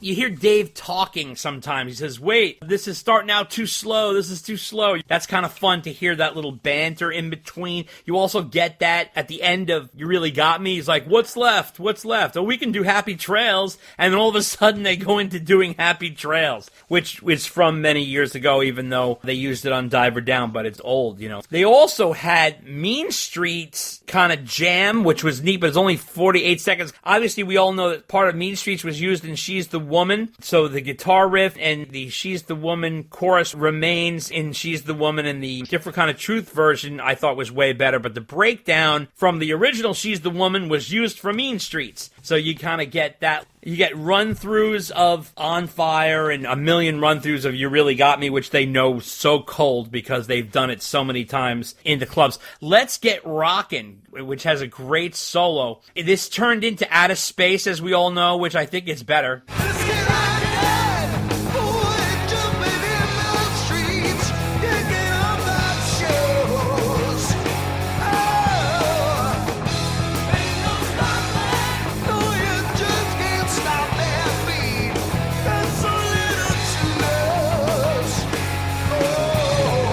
Some of these lyrics are generic. Roth did not have the incredible lyrical spark that he ended up having, and all of his lyrics on all of the released albums, you can tell, have been well crafted. But these, again, this is them very, very young. But here's another song. Amazing playing with Ed and Mike going back and forth. This is really, really fun to hear. The band sounds unbelievable. They're really, really tremendous. So I was blown away by that. In a Simple Rhyme, a little banter with Dave again. He says, wait a minute, Ed has to participate right in the beginning. This is the early version of this song, but the one released is more cohesive and has more zip. The lyrics are a little different, and these are a little weaker, and David Lee Roth is sort of like muddling through it a little bit. You can tell. There is another fun version of You Really Got Me, which I thought was funny. It's called Alt Brighter. It's 3 minutes. And you can tell the guys are kind of goofing around. Dave misses his cue, and Mike says, sing, Ted. It was really kind of funny. It's kind of a loose version, and at the end, Dave was like, what's left? It must have been Ted or Don who said insanity, which is kind of fun. That was a fun little moment on there. In terms of this song, Bring On the Girls, this was really interesting and one of the best examples to show how a song develops. Now, Bring On the Girls is basically Beautiful Girls, the song we all know from Van Halen 2, the Van Halen classic song. But instead of saying, ah, yeah, beautiful girls, he says, ah, yeah, bring on the girls. So this is kind of fun. The lyrics have alterations. Take a man, I said, here I am, ain't no man of the world. Here I am, so bring on the girls. Ah, yeah, bring on the girls. The original line is, creature from the sea with the looks to me like she liked to fool around. And what he originally had in Bring On the Girls is creature from the sea with a history of getting down, which is kind of funny. So you can see how they fix things. There's no kiss at the end, so that obviously has a bit of a difference to it as well. What did you make of Bring On the Girls, Dave? It definitely sounded a lot better than the version we'd heard before from the demos years ago. But it is interesting to hear how a song develops from when they had the original demos to how it ended up on the album. One song I do want to go back to is Let's Get Rockin'. I actually disagree with you. I like the original lyrics better to the song than Out of Space. I mean, I think the song sounds better on Different Kind of Truth because you've got guys who've been playing a lot longer and better players. I always thought that song is like a great set opener when you start live. I mean, lyrically, it's got that theme. You know, when they were doing A Different Kind of Truth, he was probably thinking, how many songs am I going to sing about that are rock? So he went on a different approach. But yeah, lyrically, I always like Let's Get Rockin' better than Out of Space. I mean, I appreciate Out of Space. It's not like lyrically it's a garbage song or anything like that. It's not. I just think it's a rockin' song and it deserves a rockin' lyric. Absolutely. Now you got run-throughs of I'm the One, which has an alternate vocal right there. It's not as strong. You're missing the background vocals, and therefore it kind of takes away from the performance. You can hear Dave's a little bit hoarse. He's a little tired. He doesn't have all the pizzazz that he normally has on that song, and obviously that's a high-energy song, but you can hear the Van Halen brothers are blazing on that. That's the I'm the One alternate track, 3 minutes and 58 seconds. There's also Atomic Punk, where Dave's dropping some lyrics at some point, and you can tell he's leaving spots for lyrics to be filled in. Sometimes you'll even hear, and Mick Jagger does this a lot, where he'll like mutter through a part where he's gonna fill in a lyric just to kind of get the melody and tone, which is kind of interesting. And also, there's tons of color on the Full Bug Boogie, which is Full Bug Boogie 1 and 2. Totally different vocals, not matching up from the original that came out on Diver Down. Your precious sweetheart, ain't been so walking down the flame, it comes that true. Oh yeah, I mean you sent me to my soul last night, because of you. On Full Boogie 2, Dave's playing an acoustic guitar, and the band is right on. He said, "Oh baby, I'm in love with you, and that's my bottom line," which is not like Roth to say something like that at all, but I think it was kind of interesting to hear that early lyric. Wait a minute. He wrote a song called Bottom Line for his solo career. No. Not talking about the bottom line part. I'm talking about I'm in love with you. Like, that's sort of a Sammy sort of vibe. Okay. You know what I mean? All right. Like, you know, right. Dave never really comes out and says stuff like that, you know? No, that's true. It's a little and it's interesting how they do a run-through of that song. Like with Dave with the acoustic guitar. Yeah. Dave with the harmonica. Yeah. Like he's picking up and dropping instruments. I know. It doesn't feel like they're overdubbing any of that. Like they're running through it live in the studio. That's true. It's very crazy. Now, Ice Cream Man is pretty close to the original. It's got a louder bass on it. Near the ending part where the band kind of revs up, Ed's solo is missing, so obviously that was dropped in. The One Time Boys, baby, that's not there. That obviously was dropped in, things like that. What did you make of Secrets, Dave? The instrumental of Secrets, which, by the way, is double the amount of time of the original Secrets, like 6 minutes and 39 seconds. Now, you know that's one of my favorites from this collection. Of course, right? that's why I brought it up. So it's probably my second favorite because Red Zone is just awesome. Right. But that extended version of Secrets where they're jamming at the end, it's almost like they got a jazz thing going on. Oh, totally. They went off in all different directions. I mean, Ed's guitar tone on this does not sound like the final version. It's a little rough, actually. It doesn't sound as good as some of the other stuff that you'll hear on this collection. But the way he's playing, they run through the song, and then it's almost like they pick it up again, and they jam at the end, and it's just awesome. You don't usually hear Ed play like that. Again, it's almost jazzy in a way. Just great.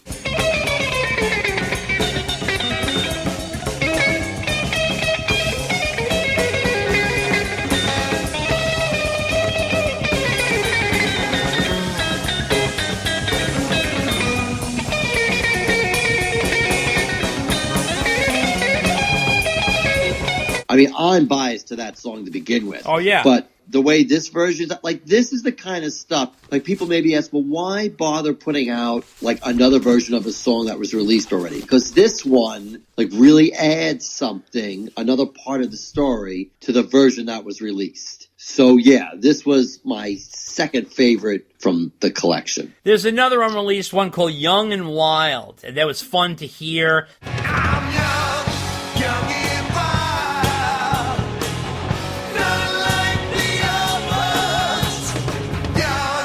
Young and wild, silver and the gold. The song, again, doesn't match the heat of what was on Van Halen 1, but part of it was used for Where Have All the Good Times Gone, which is funny because that's a cover, but they used this part at about 1 minute and 42 seconds in that Ed used in that cover. And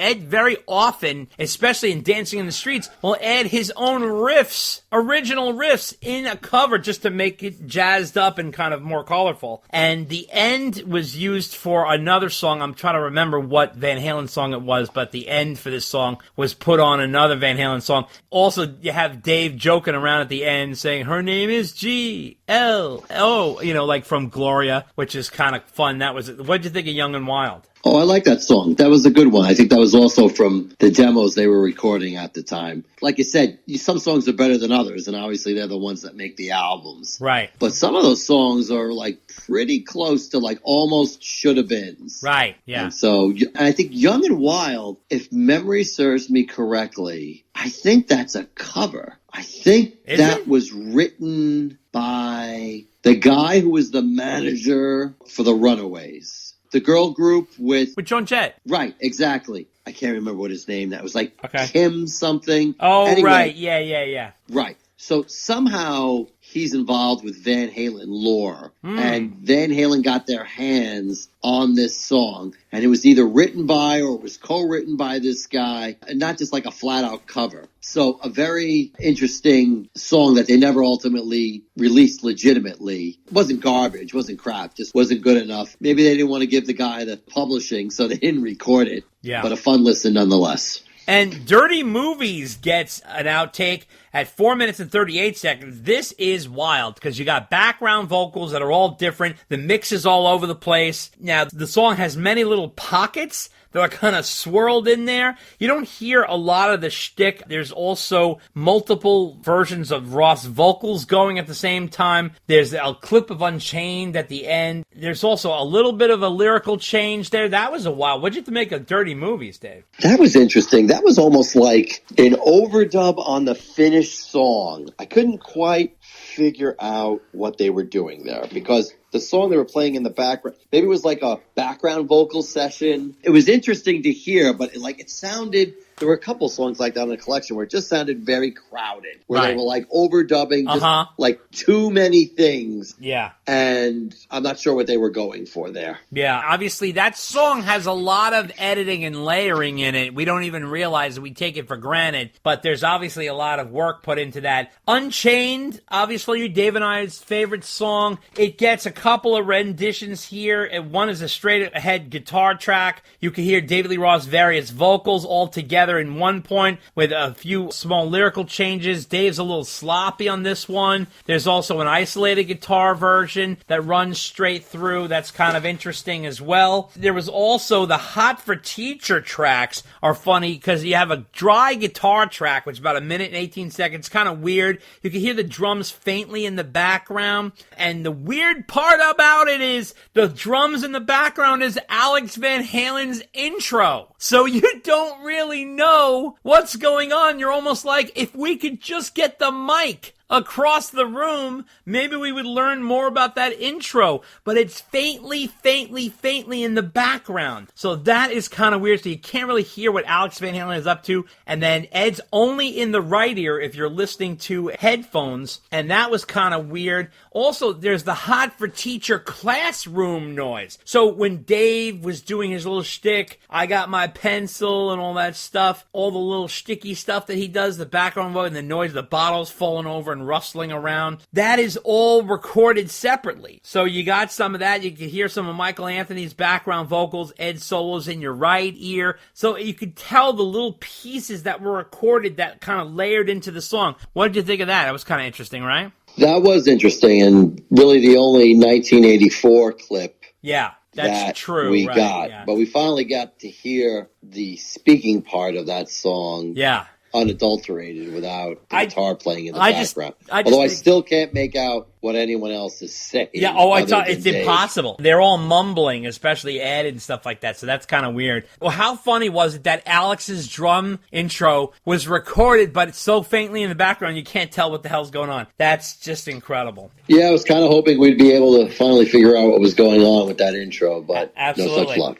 And also, DOA Take One is totally different opening line, different lyrics here and there.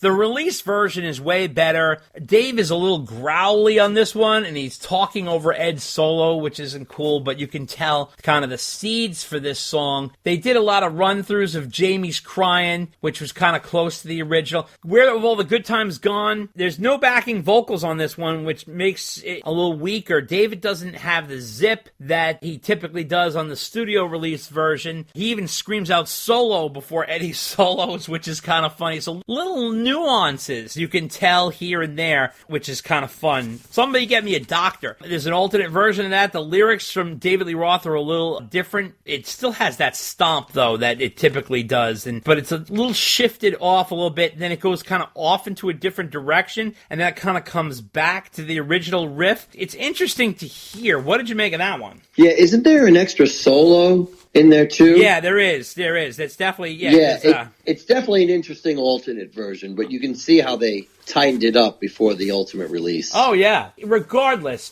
this whole thing, now you look at the unreleased songs, you got Red Zone, you got Die Young, you got Young and Wild, Let's Get Rockin', Put Out the Lights, Get the Show on the Road, No Peace of Mind, Babe Don't Leave Me Alone, Big Trouble, She's the Woman, and I Want to Be Your Lover. That could be a whole album. It's incredible. It really is tremendous that all of this stuff, you can put together a whole Van Halen album there. What did you make of that? Oh, yeah, for sure. I mean, they did 25 demos or something like that. Oh, that's before crazy. They started recording the album. And, there's about a dozen of them. Right. I mean, great stuff. We'll talk about the collection number 2 with Sammy Era and their rarities disc, quote unquote. But you can totally put a rarities collection with this, with true songs that were never released the first time. Absolutely. Now, let's get to Collection 2. The packaging is pretty straightforward and standard. You can't get more kind of generic than this. We are talking about the CD version because Dave and I have the CD version. We don't have the vinyl version. We're CD guys, not vinyl guys, but I've seen the vinyl version. The CD version evokes the vinyl version, I should say. So now each CD, this is kind of interesting, is packaged the way a vinyl album would be. And what do I mean by that? For example, each CD has a vinyl sleeve. You typically don't have a sleeve inside a cardboard holder. You don't usually get a sleeve. That's something you get for a vinyl. I understand what they were trying to do, but at the same time, it doesn't make sense. So they have the vinyl sleeve, and they print the lyrics on it. The lyrics are so small, even if you had perfect vision, you could not see them. They are minuscule, printed on a little CD cover, which is crazy. I mean, it's one thing if you're going to put images. It's another thing to print the fucking lyrics. I mean, it was absolutely insane, and you couldn't even read the credits, but here's another funny point. The discs themselves are all white and kind of generic branding, except for the Studio Rarities disc, which has a solid black sleeve with no printing on it whatsoever, no writing, no lyrics, this and that. And then you go in on the disc, and it has like a Van Halen logo painted on it and a color background. So I thought that was kind of interesting, is that they completely ignored the sleeve, but then printed the disc. So that was kind of weird. They did have the credits on the back of the album, though, which was kind of cool. And the artwork on each of the sleeves evokes, like I said, what's in the vinyl. So the 5150 has the golden ring logo. The OU812 has the black and white hands going down into a pool, which, by the way, is supposed to evoke a female body part. I don't know if anybody knows about that, but that's some sort of stupid thing. For a lawful carnal knowledge, you got all the nice black and white photos with them screaming into the mic and the black and white collage. That's all in there. Balanced cover, which is the original 2 kids on the cover. It's not the Japanese version. And inside the photos of the 4 of them is not colored. Dave, you notice it was black and white? Do you remember the CD had them all in different colors? Yes, I did pick that up. Yes. So that was totally different. By the way, I caught a major error in one of the titles of the discs. You know which one it was? I do not. Okay. Studio Rarities, 1989 to 2004. It should be 1988 to 2004 because one of the rarities is from OU812, which came out in 88, not 89.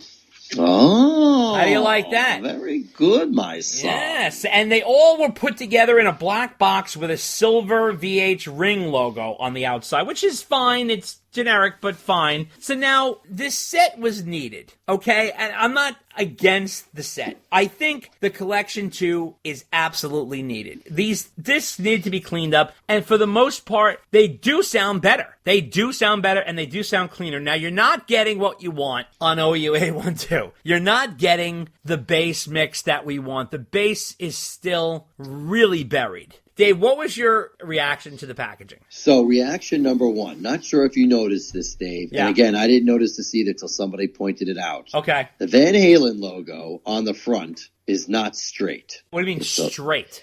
If you look at the rings, they should be level. They're not level. The logo's a little off. It's tilted a little to the right. Oh. Yes. So, I know that's an anal retentive comment, but if you're going to put the logo on the box set. Yeah, that's true. Come on now. Let's literally keep it straight. That's number one. Number two, nowhere on this box does it say the collection 2.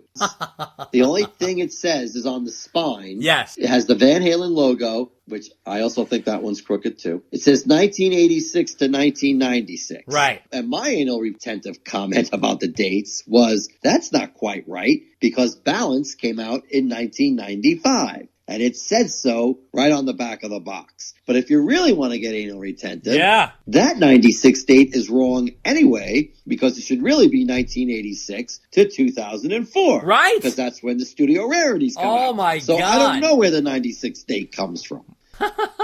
Somebody was going by the Twister soundtrack. That's probably what it was. Someone was going by the Twister soundtrack. I think they relied on Sammy for the dates. Good point.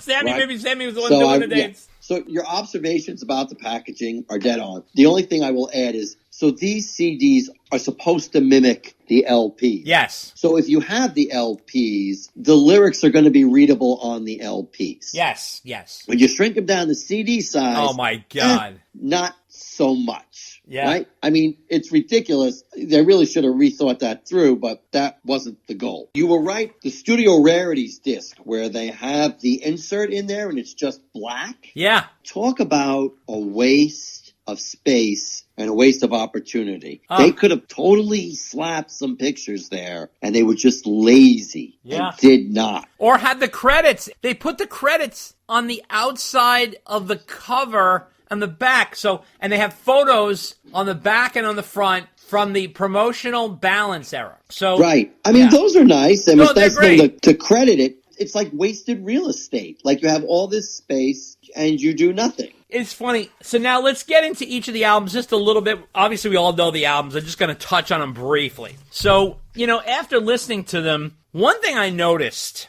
is there is a significant difference in the vocals recorded for 5150 and the vocals recorded for OU812. The OU812 vocals are superior sounding. They're crisper and cleaner. They're definitely Sammy more forward. There's a bit of a filter on the 5150 ones. I don't quite know how to explain it. I guess, there's definitely a polish and a sheen more on 5150 than there is OU812. OU812's biggest misstep is two things. Number one, the guitars are not loud enough. They need to be more up front. Totally agree. In addition to the bass. Here's the thing. You can hear the bass if you put earphones on, put it in full blast, and you concentrate hard on trying to hear some bass. Right, but you should not. No. I mean, you don't have to do that for unlawful carnal knowledge. No. Oh, my God. So that's the interesting thing about this ride, this box set, which,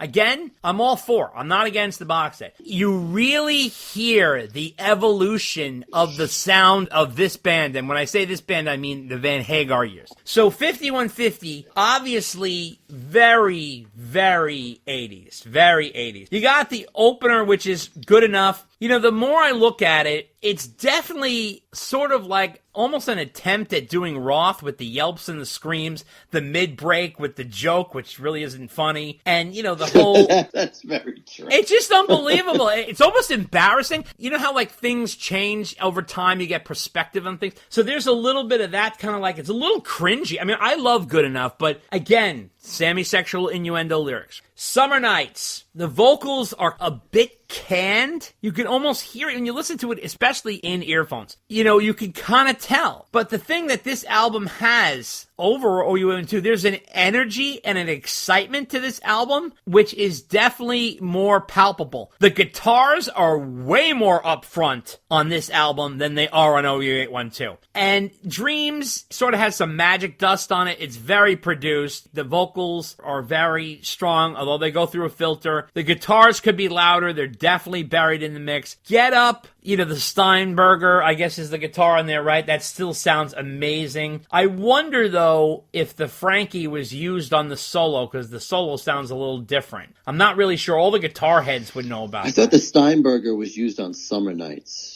I think it was used on both, Get Up and Summer Nights. Oh, was it? Yeah, oh, yeah. Okay. Why Can't This Be Love? You know, it's so keyboard heavy. And one thing I also found on each of these albums is each album has what I call the sunshiny song. There's always one big pop sunshiny song on each album. Yes. This one Yes. happens to be Why Can't This Be Love? It's like really, really poppy. Looking back on this album, it's hard to believe that they didn't go with something more guitar-oriented for the single. But Why Can't This Be Love coming out the gate? Now, granted, it's a hit single, it's a pop single, it's all there. I'm surprised to hear you say that because this is the album after 1984. There's no way they were not going to have some kind of keyboard song as a single. I understand that, but, you know, you're changing over here. Why Can't This Be Love sounds so drastically different from the Roth era. It just sounds like another band. Well, that's the whole argument about the whole 5150 album, I know. quite frankly. Right. Best of Both Worlds still sounds fresh. That song is so good. Love Walks In, believe it or not, I think really comes off nice, very crisp, still sounds very smooth. You can tell Mick Jones had his hand in this. It's very lush, very well produced. 5150 sounds amazing. Wish the vocals weren't so glossed over. I would have loved a little more vocal throatiness from Sammy, which I'm sure was there, but was kind of brushed over in the mix. And Inside really should have been an instrumental jam. You know, the lyrics are cringy as fuck and really embarrassing and so clearly aimed at Dave. So what did you make of 5150, Dave? So first I'm going to start off with the packaging. I don't know if you noticed, Dave. Oh, okay. But the album picture is cropped a little bit. Oh! Because you don't see the whole globe on the album cover. Really? If you take a look at the album cover, the top of the globe is cut off. Wow. And that's not how the original album was. Right. So I'm not sure why that happened. Interesting. So I thought that's a good observation, yeah. I approached the whole set this way. I listened to the whole set through from album to album. And my opinion about how each album sounds hasn't changed as a result of that. Okay. 5150 is good. Right. OU812, like you said, the guitars could have been brought up. Oh, yeah. You get to For Unlawful Carnal Knowledge, and it's a lot better, a huge improvement. Oh, it's and night then and you day. get the balance, which also sounds fantastic. So the general themes of how the albums sound haven't changed. And I know we're talking about 5150, but I know the question on everybody's mind is, can you now miraculously hear the bass on OU812? Right. And the answer is no, you cannot. So if you want to turn off the podcast now, because that's really all you wanted to know, okay. But it is better. It is better. It does sound It's better. But I prefer you still listen to the rest of the podcast. I don't know how I had the time for this, but I A-B'd the albums. Yes, me too. I did the same. Right. So the short story is there are not any really big drastic changes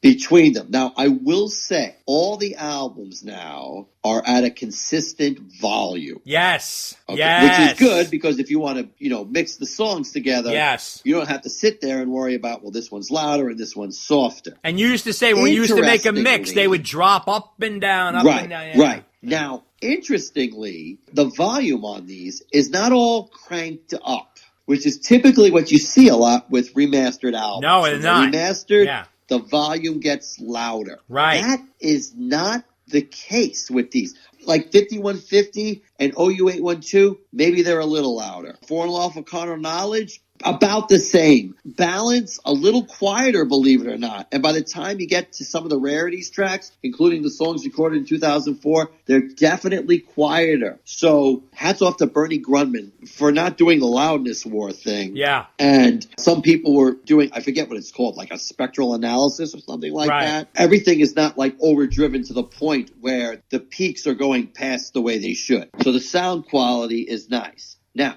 if you're mixing this with other songs, you may have a problem because all those songs are going to be louder than this. But again, hats off to Bernie Grundman for not falling into that trap. I will say, since we're talking about 5150 right now, that 5150, the bass does sound, I won't say it's louder, but I will say it's clearer. Oh, then OU812, way clearer. Yeah. No. I'm talking, well, that's true. Yeah. You're right. I don't disagree. But I'm saying the remastered 5150 compared to the original mix of 5150. The bass, to me anyway, is clearer. You can pick up certain things, I did anyway, that I didn't pick up on the original mix of 5150. I also think the keyboards are a little cleaner too. Yes. There was definitely a difference there in the remastering. I'm not going to go over it track by track. No. Overall, we're giving an overview, yeah. But overall, that was my takeaway from 5150. And for OU812, one thing that really stood out to me, like Dave said, I A-B'd everything, which means I listened to the old version and the new version and the old version, song by song.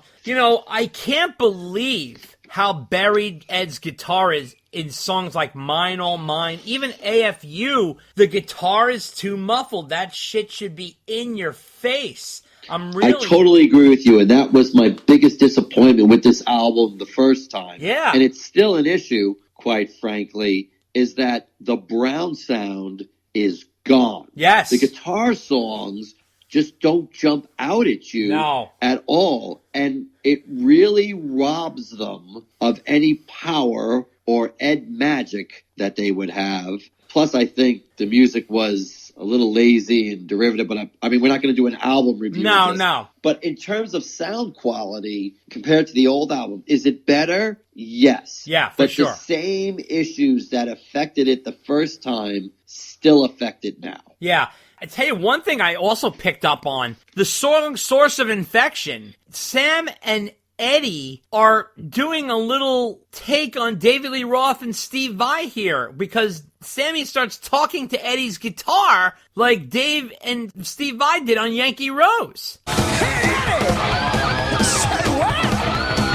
Yeah, that's what I'm talking about. That's literally ripping off Dave. Well, I'm just going to Sam bash and just say Sam had no lyrics for this song. Oh, please. Which is evident, right? So I think at this point, he's like, hey, Ed, and Ed will fill in a verse with the talking guitar. Oh, yeah. I really almost think that's where he was going. And the Sunshiny song here is Feels So Good, light and poppy, light upbeat song. Black and Blue, you can hear the bass the most because it's got a thick bottom to it. It's one of the best songs on the album. Yeah, that's true. That's true, yes. For sure. Yes. That's great. Sucker in a Three-Piece, these lyrics are abominable over great music, which becomes a theme in the Hagar years. The song sounds much better remixed. You can hear a little bit more bass, not a ton, but it's just sort of a hum at this point. But, it just becomes like a Pleasure Dome situation. Great music, shit lyrics. You know what I mean? Absolute shit lyrics. The other thing I picked up on Sucker in a Three-Piece is Sam starts to do a low-talking breakdown at about 3 minutes and 19 seconds, which is another Rothism, which I thought was a little weird thing. I say it isn't so, baby. You sucker.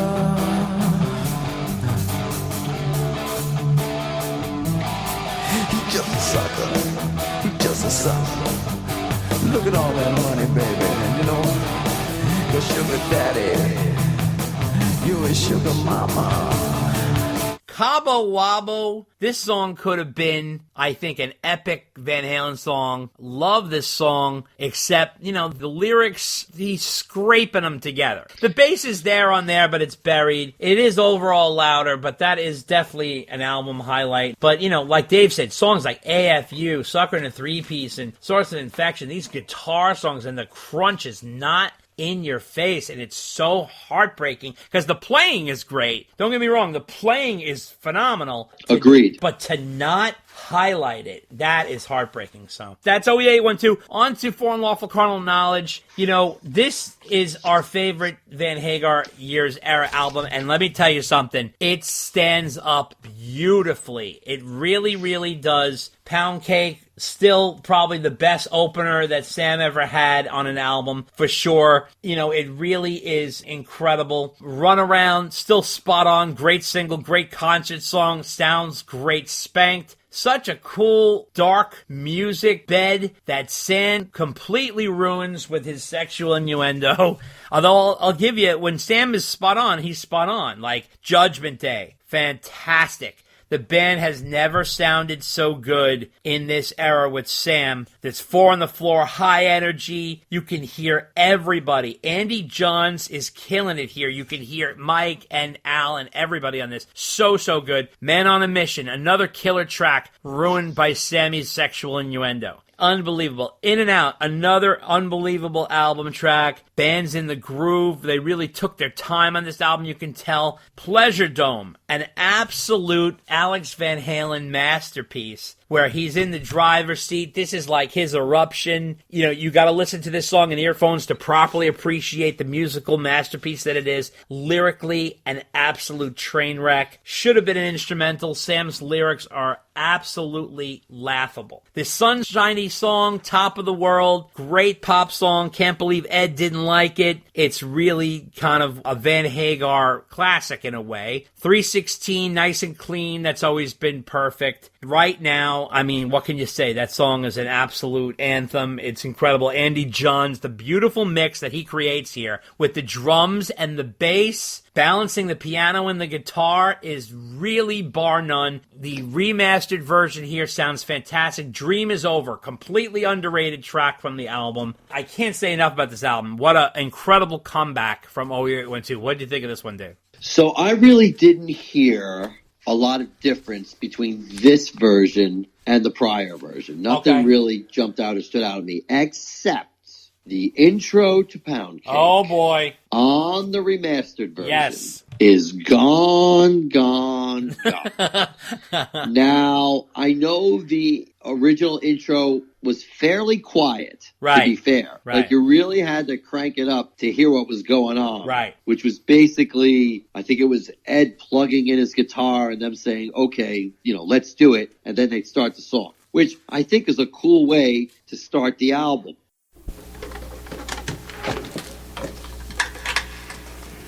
Some shit. Okay, there we go. Yeah, okay. Let's do it.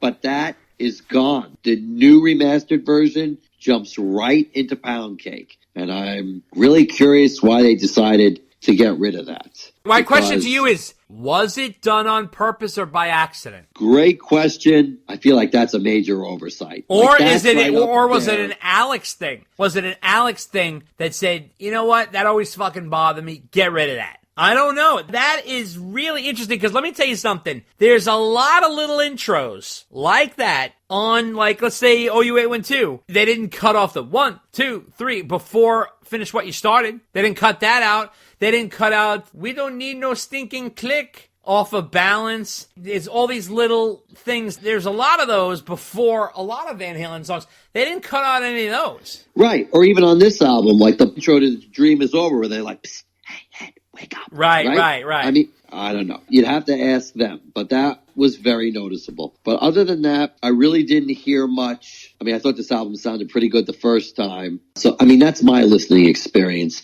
Interestingly, as I read online, people have different opinions of what they hear. Some people hear things I don't, and they see improvements, or hear things I don't. So all I can say is listen for yourself and see what you think. I will say, now obviously we're not reviewing the vinyl. Dave and I only had the CDs, and actually I also listened to the digital versions as well. But I know some people who have listened to the vinyl are hearing major improvements in the vinyl in, say, for the For Unlawful Carnal Knowledge album and for Balance. I think one reason for that might be was because the mastering was done for the CD, and then they just slapped it on the vinyl without properly changing it for the vinyl. Yeah. So there's probably some major improvement to the vinyl, but again, we haven't listened to it. I don't know. But in short, I didn't listen to these through headphones because, Dave, I knew you would. Yeah. So if there's any changes from that perspective, you can let us know. I think it really sounds like a way better improvement, to be honest, in terms of an overall sonic upgrade. It doesn't change the beautiful production on this album. It just enhances it, makes it clean so you could appreciate it more. I tell you, time gives you perspective like anything else in life, but this album really holds up as like, wow, this is a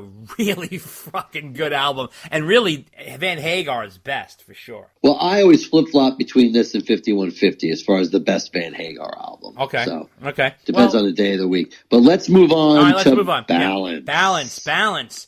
So Seventh Seal, one of the all-time killer album openers, almost was the title track of the album, and really probably should have been, because to be honest with you, Balance is an ironic title for this album, because not only is the band out of balance, this album is out of balance. It's all over the place. So that was kind of funny. Seventh Seal, killer song, sounds amazing. Can't Stop Loving You, pure pop perfection. That's the sunshiny song on this album. Don't Tell Me What Love Can Do, total badass song. Should have been way bigger than it was. I would have called it just Don't Tell Me. Sam loves to add love to every fucking title he has, so that's a little weird. We all know the complaint about Amsterdam. Ed wasn't paying attention to the lyrics, and he let Sam slip away with Wham Bam Amsterdam, although that song, musically, is tremendous. Big Fat Money, amazing music, shit lyrics. There we go, that's for sure. And now, listen. Okay.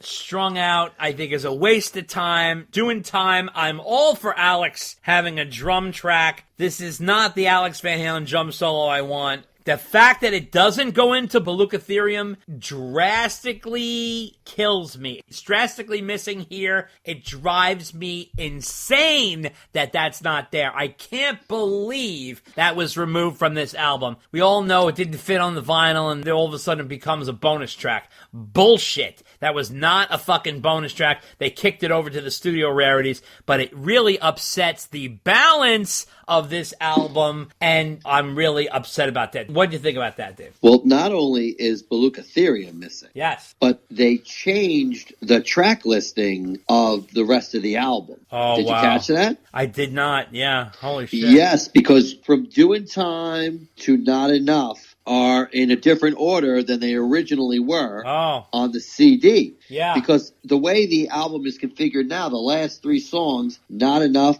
Take Me Back, Feeling, like they all kind of start off slow. Yeah. And that wasn't the original one. I mean, you had Baluchitherium in there that would spice things up, and Aftershock was placed later on the album. So the reason for this, I can only presume, is this is following the way the LP was produced, which is why Baluchitherium isn't here. But I think they moved some songs around, so the A side of the vinyl was close to the second side of the vinyl. Or maybe because Baluchitherium wasn't there anymore, they had to move some songs around. I don't know what happened. But all I know is it's not in the same order. So strike one for not having Baluchitherium there, but strike two for not keeping the rest of the songs in the same order. Yeah. Which I noticed when I was trying to A-B this, and I'm like, wait a minute, something's not working right. So yeah, some crazy stuff going on here as they try and force a vinyl sequence onto really what was a CD era album. This album always sounded really good. Yeah. Producer was Bruce Fairbairn, who obviously knew what he was doing. Sonically, yeah. So again, you could probably speak to it, how much better it sounds hearing it through earbuds or headphones or whatever. But again, like hearing it through speakers, sounds good, nothing wrong with it, but there really wasn't much wrong with it. I didn't find much difference. This album already sounded great. It didn't need anything. I didn't find much difference here. Now, Aftershock, underrated track. I would have moved this up in the track listing. Great solo here from Ed. Also incredible playing from Alex on this. Now, Not Enough. Listen, beautiful ballad, well written, Amazingly recorded, by the way. Just very lush and big and just a well-made song. But it's just not a Van Halen song. Jesus Christ. It's like a fucking prom theme. It just doesn't fit. It's a little too draggy. It kind of just stands there and it goes on and on and on. And I don't know. When they come in with the background vocals, I'm like, what is this, the Temptations? It's just a little weird. Take Me Back, Deja Vu. I love this song. I think there's a beautiful blend of acoustic and electric. I thought it should have been a single over Not Enough. But this sounds like a Sammy Hagar song to me. This sounds like a Sammy solo song. It always has. I do love the song, but that's how I feel. Feeling, deep, emotional, thought-provoking song. It sounds good. It really does, because Bruce does an incredible job here on this, but it's kind of a downer in a way, and it's a little dark, especially the way the band ended, and so there's a little kind of weird feeling with that one. You know, still, this album is definitely underrated. There's some really good stuff on here, so obviously lyrical crimes that happen that could have been fixed, like, you know, Big Fat Money, Amsterdam, things like that, but what was your overall takeaway? Anything else to say? No, I think you said it all. Let's hit it to the studio rarities. You got Learning to See, Up for Breakfast, It's About Time. The 3 tracks from Best of Both Worlds from 2004 that were produced by Glenn Ballard with Eddie Van Halen. So now, Learning to See, weak lyrics that don't fit. I just gotta be me. Oh, fuck you, Sam. So, Up for Breakfast, just again with the sexual innuendo. The throbbing keyboards, by the way, that were ripped off from Why Can't This Be Love?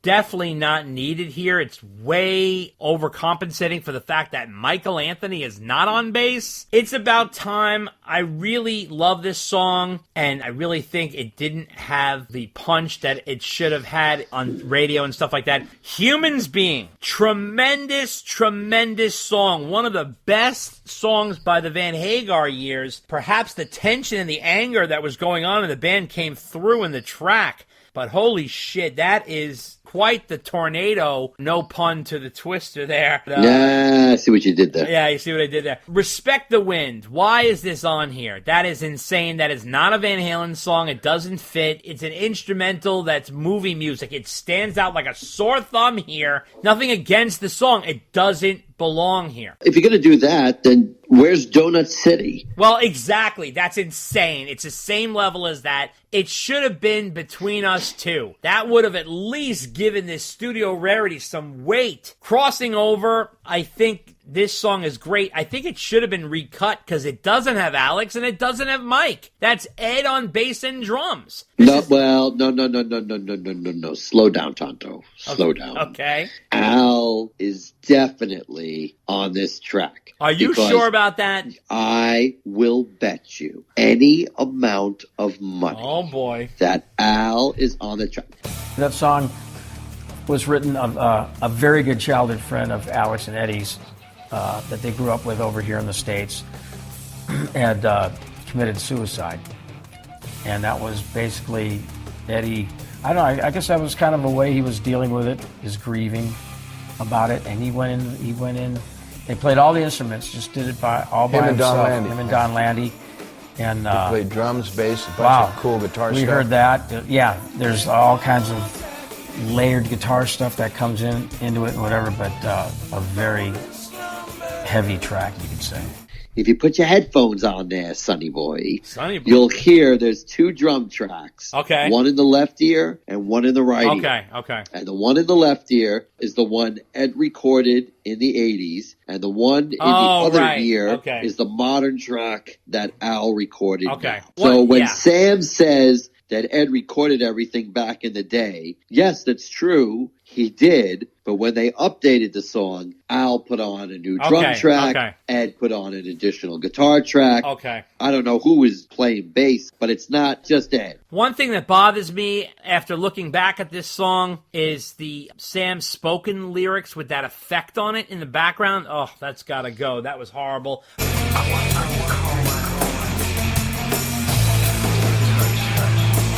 Balukatherium, fantastic song. I fucking love this. Doesn't belong here. It belongs on Balance. Jesus Christ. Apolitical Blues, nice jam, very kind of cool, loose thing. This is from OU812. I guess it's a studio rarity. I mean, I don't know how rare it is. Listen, the thing about the studio rarities is I'm glad that they pulled these all together and put them on a disc or a vinyl. It makes sense just to have. Would I have liked I Want Action on there, or The Wish, or Between Us Two, or some other cuts that we've been dying to hear? Yes, of course. But what's your take on the studio rarities? Well, I just think this disc is poorly named. I mean, except arguably for one of them, none of these are rare at all. Yeah. I mean, Apolitical Blues was the CD bonus track, and now it's not even on the CD of the album. So there's some kind of irony going on there. And it's been streaming for a while now, so it's really not that rare. Balukatherium, come on, that was on the original album. Not rare at all. Crossing Over, I'll give you that. It was only a B-side or on the Japanese version of the album. So that's rare. I'll give you that. But Respect the Wind, I mean, that's on the Twister soundtrack. Yeah. I guess that's kind of sort of rare. But that shouldn't even be on the collection, I would argue. Humans Being, I mean, come on. It was on the Twister soundtrack and on the first Van Halen Greatest Hits collection. So really, how rare is that? And the last three songs that were on the Best of Both Worlds compilation, I mean, that went platinum too. So how rare are those? And again, all these songs are streaming, with the exception of Crossing Over. Right. So, like, their definition of studio rarities, that's a stretch at best. Yeah. But that's how Van Halen defines a rarity.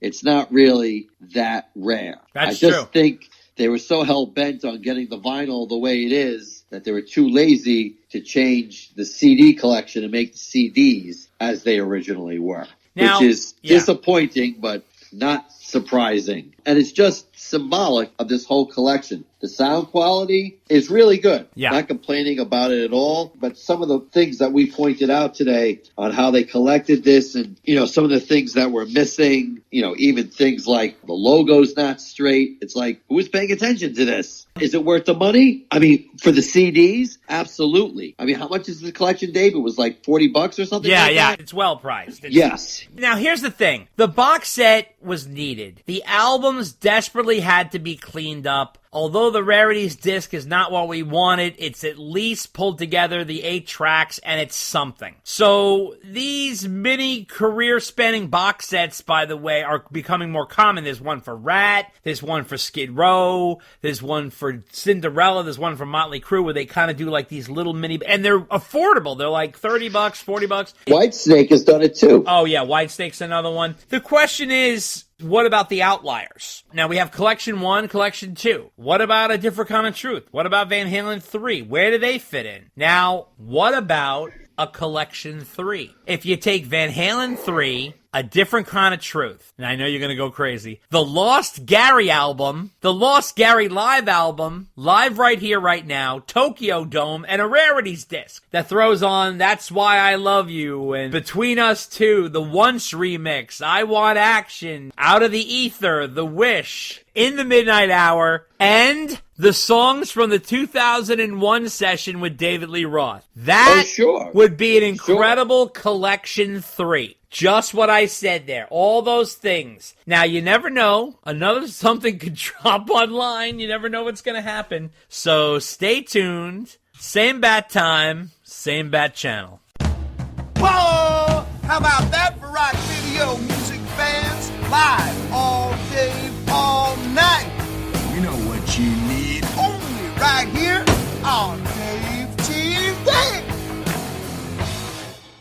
Check us out on Facebook at Dave and Dave Unchained, a Van Halen podcast, on Twitter at DD Unchained, on Instagram at DD Unchained Podcast, and you can email us at ddunchainedpodcast@gmail.com.